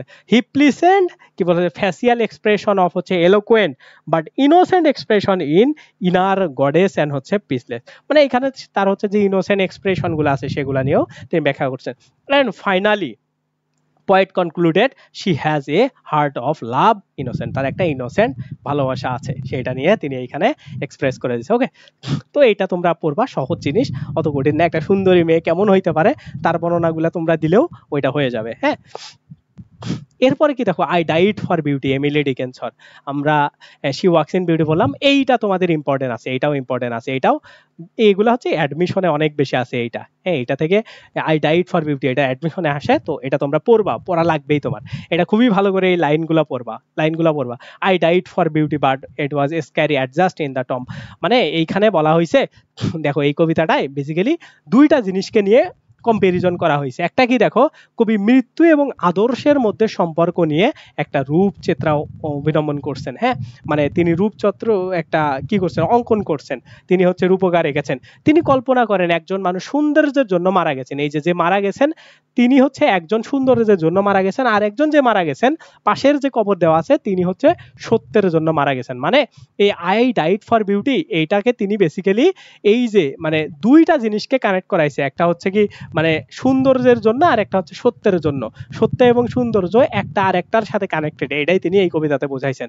তার নিজের উদ্দেশ্য ভাগ করে নেন, তারা নিজেদের উদ্দেশ্য ভাগ করে নেন এবং বুঝতে পারেন সৌন্দর্য এবং সত্য আসলে একে অপরের সহোদর। মানে যে সত্যের জন্য মারা গেছে সে জিনিসটা যেমন মানে পৃথিবীর জন্য, দেহের জন্য উপকারী, যে সৌন্দর্যের জন্য মারা গেছেন সেটাও পৃথিবীর জন্য উপকারী। মানে একটা আর একটা থেকে বিচ্ছিন্ন জিনিস না, সেটা এই কবিতাতে বলা হয়েছে। মানে এই যে আই ডাইড ফর বিউটি এই কবিতাটার বলা হয়েছে একটাই কথা, যে সৌন্দর্য এবং সত্য এই দুইটা একই ক্যাটাগরির জিনিস, এগুলা সহোদর, এগুলা আলাদা কোনো জিনিস না। হ্যাঁ, সেটাই এই কবিতাতে বলা হয়েছে। দেখো কবিতা বোঝাতে চেয়েছেন সত্য এবং সৌন্দর্য এই দুইটা মহান আদর্শ, এই দুইটা হচ্ছে মহান আদর্শ যাদের জন্য জীবন বিসর্জন দেয়া যায়। মানে এই দুইটার জন্য তুমি জীবনও বিসর্জন দিতে পারবা, সত্যের জন্য দিতে পারবা, তুমি সত্য বলে মারা গেছো নো প্রবলেম। সৌন্দর্যের জন্য মানে কি, এখানে কোনো করাপশন নেই, সৌন্দর্য মানে কোনো ঝামেলা নেই। হ্যাঁ, যেগুলা সত্য সেই জিনিসই সৌন্দর্য, যে জিনিসটাই সুন্দর সেটাই সত্য। হ্যাঁ, truth is beauty, beauty is truth, যাই বলো না কেন দুইটা একই জিনিস, সেটাই এই কথাই এখানে বলা হয়েছে। মৃত্যুর পরেও একই এই আদর্শের প্রতি তাদের অটুট বিশ্বাস রয়েছে। এই যে মৃত্যুর পরে মানে এই যে আই ডাইড ফর বিউটিতে মেইনলি হচ্ছে দুইটা কবর, বুঝছো? মানে এটা কাল্পনিক ভাবে এই দুইটা কবর থেকে দুইজন কথোপকথন করে, একজন বলে আমি সৌন্দর্যের জন্য মারা গেছি, একজন সত্যের জন্য মারা গেছে। তো সেই কথোপকথনের দিক থেকে তারা দেখো তাদের যে অটুট বিশ্বাস বা তারা যে ঠিক কাজের জন্যই মারা গেছে সেটা তাদের এখনো আছে, সেটা তাদের এক্সপ্রেশনে বোঝা গেছে। কিন্তু সময় এবং প্রকৃতি, প্রকৃতি বলতে এই যে মস, এগুলা ধীরে ধীরে সবকিছুকে ঢেকে দেয়, এমনকি নাম পর্যন্ত ভুলিয়ে দেয়। কিন্তু তারা এটা আক্ষেপ করে, হ্যাঁ, যে সময়ের কারণে আসলে এগুলা মানুষ অনেক সময় ভুলে যায়, আমরা কতজনকে মনে রাখি সেগুলা, সেটা দ্বারা এটা বোঝাই যায় সময় এবং প্রকৃতি ধীরে ধীরে সবকিছুকে ঢেকে দেয়, এমনকি নাম পর্যন্ত মানুষ ভুলে যেতে পারে, মানুষ ভুলে যায়। হ্যাঁ, এ যেন একটি তীব্র বোধ, আদর্শিক আত্মত্যাগ, শেষ পর্যন্ত লোকচক্ষুর অন্তরালে চলে যাওয়া। মানে কি, যে সত্য এবং সৌন্দর্যের জন্য যারা মারা যায় তাদেরকে আমরা কতদিন মনে রাখি, মনে রাখি না, কিন্তু তারপরেও এটা একটা আত্মত্যাগ, এটা একটা সৌন্দর্যের আত্মত্যাগ, এটা একটা সুন্দর আত্মত্যাগ, সেটা বলা হয়েছে এটা একটা আদর্শিক আত্মত্যাগ। যদিও লোকচক্ষুর আড়ালে শেষ পর্যন্ত চলে যায়, মানে লোকচক্ষুর আড়ালে শেষ পর্যন্ত মানুষ ভুলে যাবে, তারপরেও মানুষ সত্য এবং সুন্দরের জন্য আত্মত্যাগ করে। হ্যাঁ, সেই কথাটাই বলা হয়েছে, সেই কথাটাই বলা হয়েছে আই ডাইড ফর বিউটি এই কবিতাতে। এটা হলো মূল কথা আই ডাইড ফর বিউটির। ওকে, এখন দেখো সারাংশতে বলা আছে কবি আদর্শ, মৃত্যু, সময়, তারপরে হচ্ছে বিস্ময় মধ্যকার সম্পর্ক নিয়ে রচিত। এইখানে বলা আছে এমিলি ডিকিনসনের মতে বলা যায় যারা সত্য এবং সুন্দরের জন্য বাঁচে তারা আত্মার বন্ধনে যুক্ত হয়ে থাকে ইভেন আফটার ডেথ। মানে এমিলি ডিকিনসনের এই কথাটা দ্বারা বোঝা যায় যারা সত্য এবং সুন্দরের জন্য মারা যায় তারা কখনো মরে না, তারা কখনো মরে না, তারা মরার পরেও বেঁচে থাকে। হ্যাঁ, যদিও তারা লোকচক্ষুর আড়ালে চলে যায়। এটা হচ্ছে এখানকার বিষয়। তো আমরা যদি এটা সামারিটা দেখি, বুঝতে পারছো, আই ডাইড ফর বিউটি তার মানে কেউ যদি সত্য এবং সুন্দরের জন্য মারা যায় মানুষ তাকে ভুলে যাইতেই পারে, কিন্তু এই যে আদর্শ, এই আদর্শটার কারণে যেহেতু সে মারা গেল সে মরে গিয়েও বেঁচে থাকবে। হ্যাঁ, তো এইখানে এটা বলা আছে দেখো, the poem about the speaker who seems to be dead and lying in the Tom. মানে এইখানে মানে বলা হয়েছে যে স্পিকার সম্পর্কে যে আসলে কি মানে to be dead and lying in the tomb, সে হচ্ছে ওইখানে শুয়ে আছে কবরের মধ্যে। The speaker says that she died for beauty, সে কিসের জন্য মরছে, মানে বিউটির জন্য মরছে, but she was hardly adjust to tomb before a man died for the truth. কিন্তু তাকে হচ্ছে মানে এবং তাকে কবর দেওয়া হয়েছিল যে আসলে কিসের জন্য মারা গেছিল, সত্যের জন্য মারা গেছিল, এরকম একটা মানুষের মধ্যে। এবং তাদের মধ্যে আসলে কথোপকথন শুরু হয় when they to softly told each other why they died. মানে ওই যে পাশাপাশি, মানে ধরো একজন মারা গেছে সত্যের জন্য, একজন সৌন্দর্যের জন্য মারা গেছে, তাদের পাশাপাশি কবর দেওয়া হয়েছে। এখন তারা কবরের মধ্যে কথা বলা শুরু করছে, হ্যাঁ, সফটলি তারা কথা বলা শুরু করছে যে কেন তারা আসলে মারা গেছে, তারা কি কারণে মারা গেছে। একজন সত্যের কারণে মারা গেছে, তো সে আসলে তার অনুভূতিটা কেমন মারা যাওয়ার পরে সেটা সে ব্যক্ত করতেছে, যে সৌন্দর্যের জন্য মারা গেছে, সে আসলে তার অভিব্যক্তিটা ব্যক্ত করতেছে। The man ডিকেটস truths and beauty are the same, হ্যাঁ, দ্য ম্যান ডিক্লেয়ার, তারপরে মানুষটা ডিক্লেয়ার করে যে কি বলে, সত্য এবং সুন্দর দুইটা সেম জিনিস, সো দ্যাট, যাতে করে হি দ্য স্পিকার ওয়ার কি ব্রিথেন, তারা যাতে শ্বাস নিতে পারে, মানে দুটাকে একই ক্যাটাগরির মধ্যে। The speaker says that met at night as kinsmen, মানে এগুলো হচ্ছে তোমরা ওখান থেকেই পাবা। সো এটা এখান থেকে পড়লেই হবে কবিতা থেকে। তো মেইন থিমটা তোমরা আশা করি এটা বুঝতে পারছো, ঠিক আছে। তো মেইন থিম হইলো এটা, সত্য এবং সৌন্দর্যের জন্য মারা গেছে দুইজন, তারা কথোপকথন করতেছে এবং তারা নিজেরাও জানে, হ্যাঁ, যে এইটা হচ্ছে লোকচক্ষুর আড়ালে চলে যাবে, তারপরেও তারা তাদের আদর্শ নিয়ে হ্যাপি, সে কথাটাই তিনি এখানে বলতেছেন। ওকে, এখন দেখো আমাদের আজকের শেষ summary 12 number, I have seen Bengal face. এটাও তোমাদের পরীক্ষাতে যে কোনো জায়গায় আসবে, হ্যাঁ, এটা খুবই ভালো করে পড়বা, এটা জীবনানন্দ দাশের, এটা খুবই ভালো করে পড়বা, এটা একটা মানে বাংলার সৌন্দর্য নিয়ে, হ্যাঁ, I have seen Bengal face, এটা জীবনানন্দ দাশের হচ্ছে কি ট্রান্সলেট করা হয়েছে। আমি কি দেখো, বাংলার মুখ আমি দেখেছি, এটা হচ্ছে ফখরুল আলম, এটা ট্রান্সলেট করছে ইংলিশে, তো সেইটাই এখানে দেয়া আছে। তো এইখানে কি বলা আছে দেখো, জীবনানন্দ দাশ বাংলার মুখ আমি দেখেছি, এই কবিতায় আসলে কি বলছে। এই কবিতায় বলছে দেখো, বাংলার প্রকৃতি সম্পর্কে এতটাই তিনি মুগ্ধ হয়ে গেছেন, পৃথিবীর অন্য কোনো সৌন্দর্য তিনি খুঁজতে চান না, বাংলার মুখেই তার কাছে চূড়ান্ত রূপ এবং সৌন্দর্যের প্রতীক, মানে তার আর কোনো কিছু লাগবে না, চূড়ান্ত এবং সৌন্দর্যের প্রতীক হচ্ছে শুধু বাংলাই, সেই কথাটাই তিনি বলছে। কবি ভোরবেলায় সবুজ পাতার নিচে পাখির বিশ্রাম, জাম, কাঁঠাল, বট, তারপরে হিজল, অশ্বত্থ গাছ ছায়া, এগুলা দেখে অনুভব করেন বাংলার প্রকৃতি এবং ইতিহাসের এক জীবন্ত ক্যানভাস।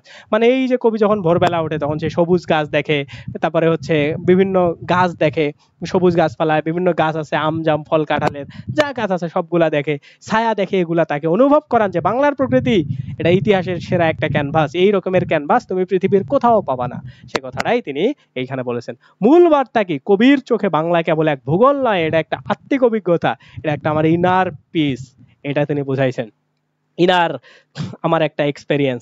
তারপরে কি দেখো, তিনি চাঁদ, সাগর, বেহুলার মতো পুরানো মানে চরিত্রদের চোখ দিয়ে বাংলার অপরূপ সৌন্দর্য দেখেন, মানে তিনি আসলে পৌরাণিক যে চরিত্রগুলো আছে সেগুলার চোখ দিয়ে বাংলার যে রিয়েল বিউটি সেটা তিনি হচ্ছে দেখেন।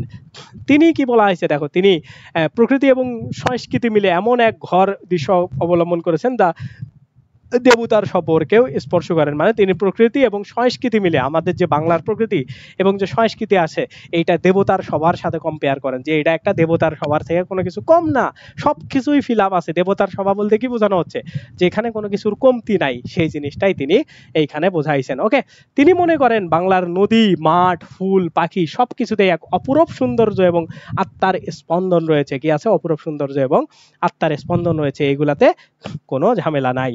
সংক্ষেপে বলা যায়, বাংলার মোড় আমি দেখেছি, কবি এইখানে এক সৌন্দর্যতা পেয়েছেন যা তার জীবনকে গভীরভাবে উপলব্ধ করতে শিখেছেন, বা গভীরভাবে জীবনের মানে বের করতে শিখেছেন, বা তার জীবনকে গভীরতর উপলব্ধি দিয়েছেন। ওকে, এই কবিতায় এক ধরনের ভূপ্রেম, ঐতিহাসিক ভিত্তি, আবেগ, আত্মার আরাধনা এবং বাংলার জন্য এক নিঃশব্দ প্রতিজ্ঞা এই কবিতার মাধ্যমে কি হয়, পাবলিশড হয়। ঠিক আছে, সো এই হচ্ছে আমরা বেঙ্গল ফেস নিয়ে, হ্যাঁ, আমি বাংলার মুখ দেখেছি, এই নিয়ে আমাদের পুরো কবিতা। এখন আমরা এটা সামারিটা জাস্ট দেখবো।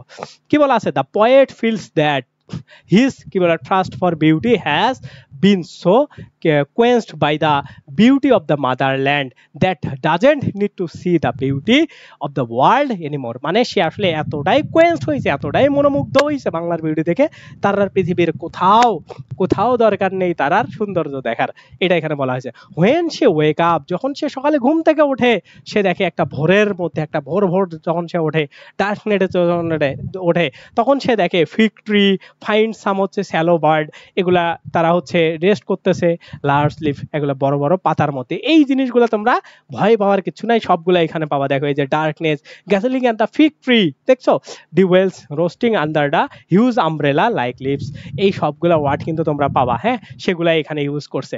হোয়েন ইটস ডন দা হচ্ছে discover a heap of leaves of হচ্ছে ব্ল্যাকবেরি। ওকে, তো এই যে সবগুলা কি কি গাছ আছে, ব্ল্যাকবেরি, জ্যাকফ্রুট, হিজল, তমাল, এই সবগুলো সেগুলো এখানে কিন্তু দেয়া আছে, যে কিসের কিসের গাছ সম্পর্কে তিনি আসলে দেখে মুগ্ধ হয়েছেন সেগুলা, বট, হিজল, এই যে ওয়াশফোর্ড ট্রিজ, এই সবগুলা এখানে দেয়া আছে।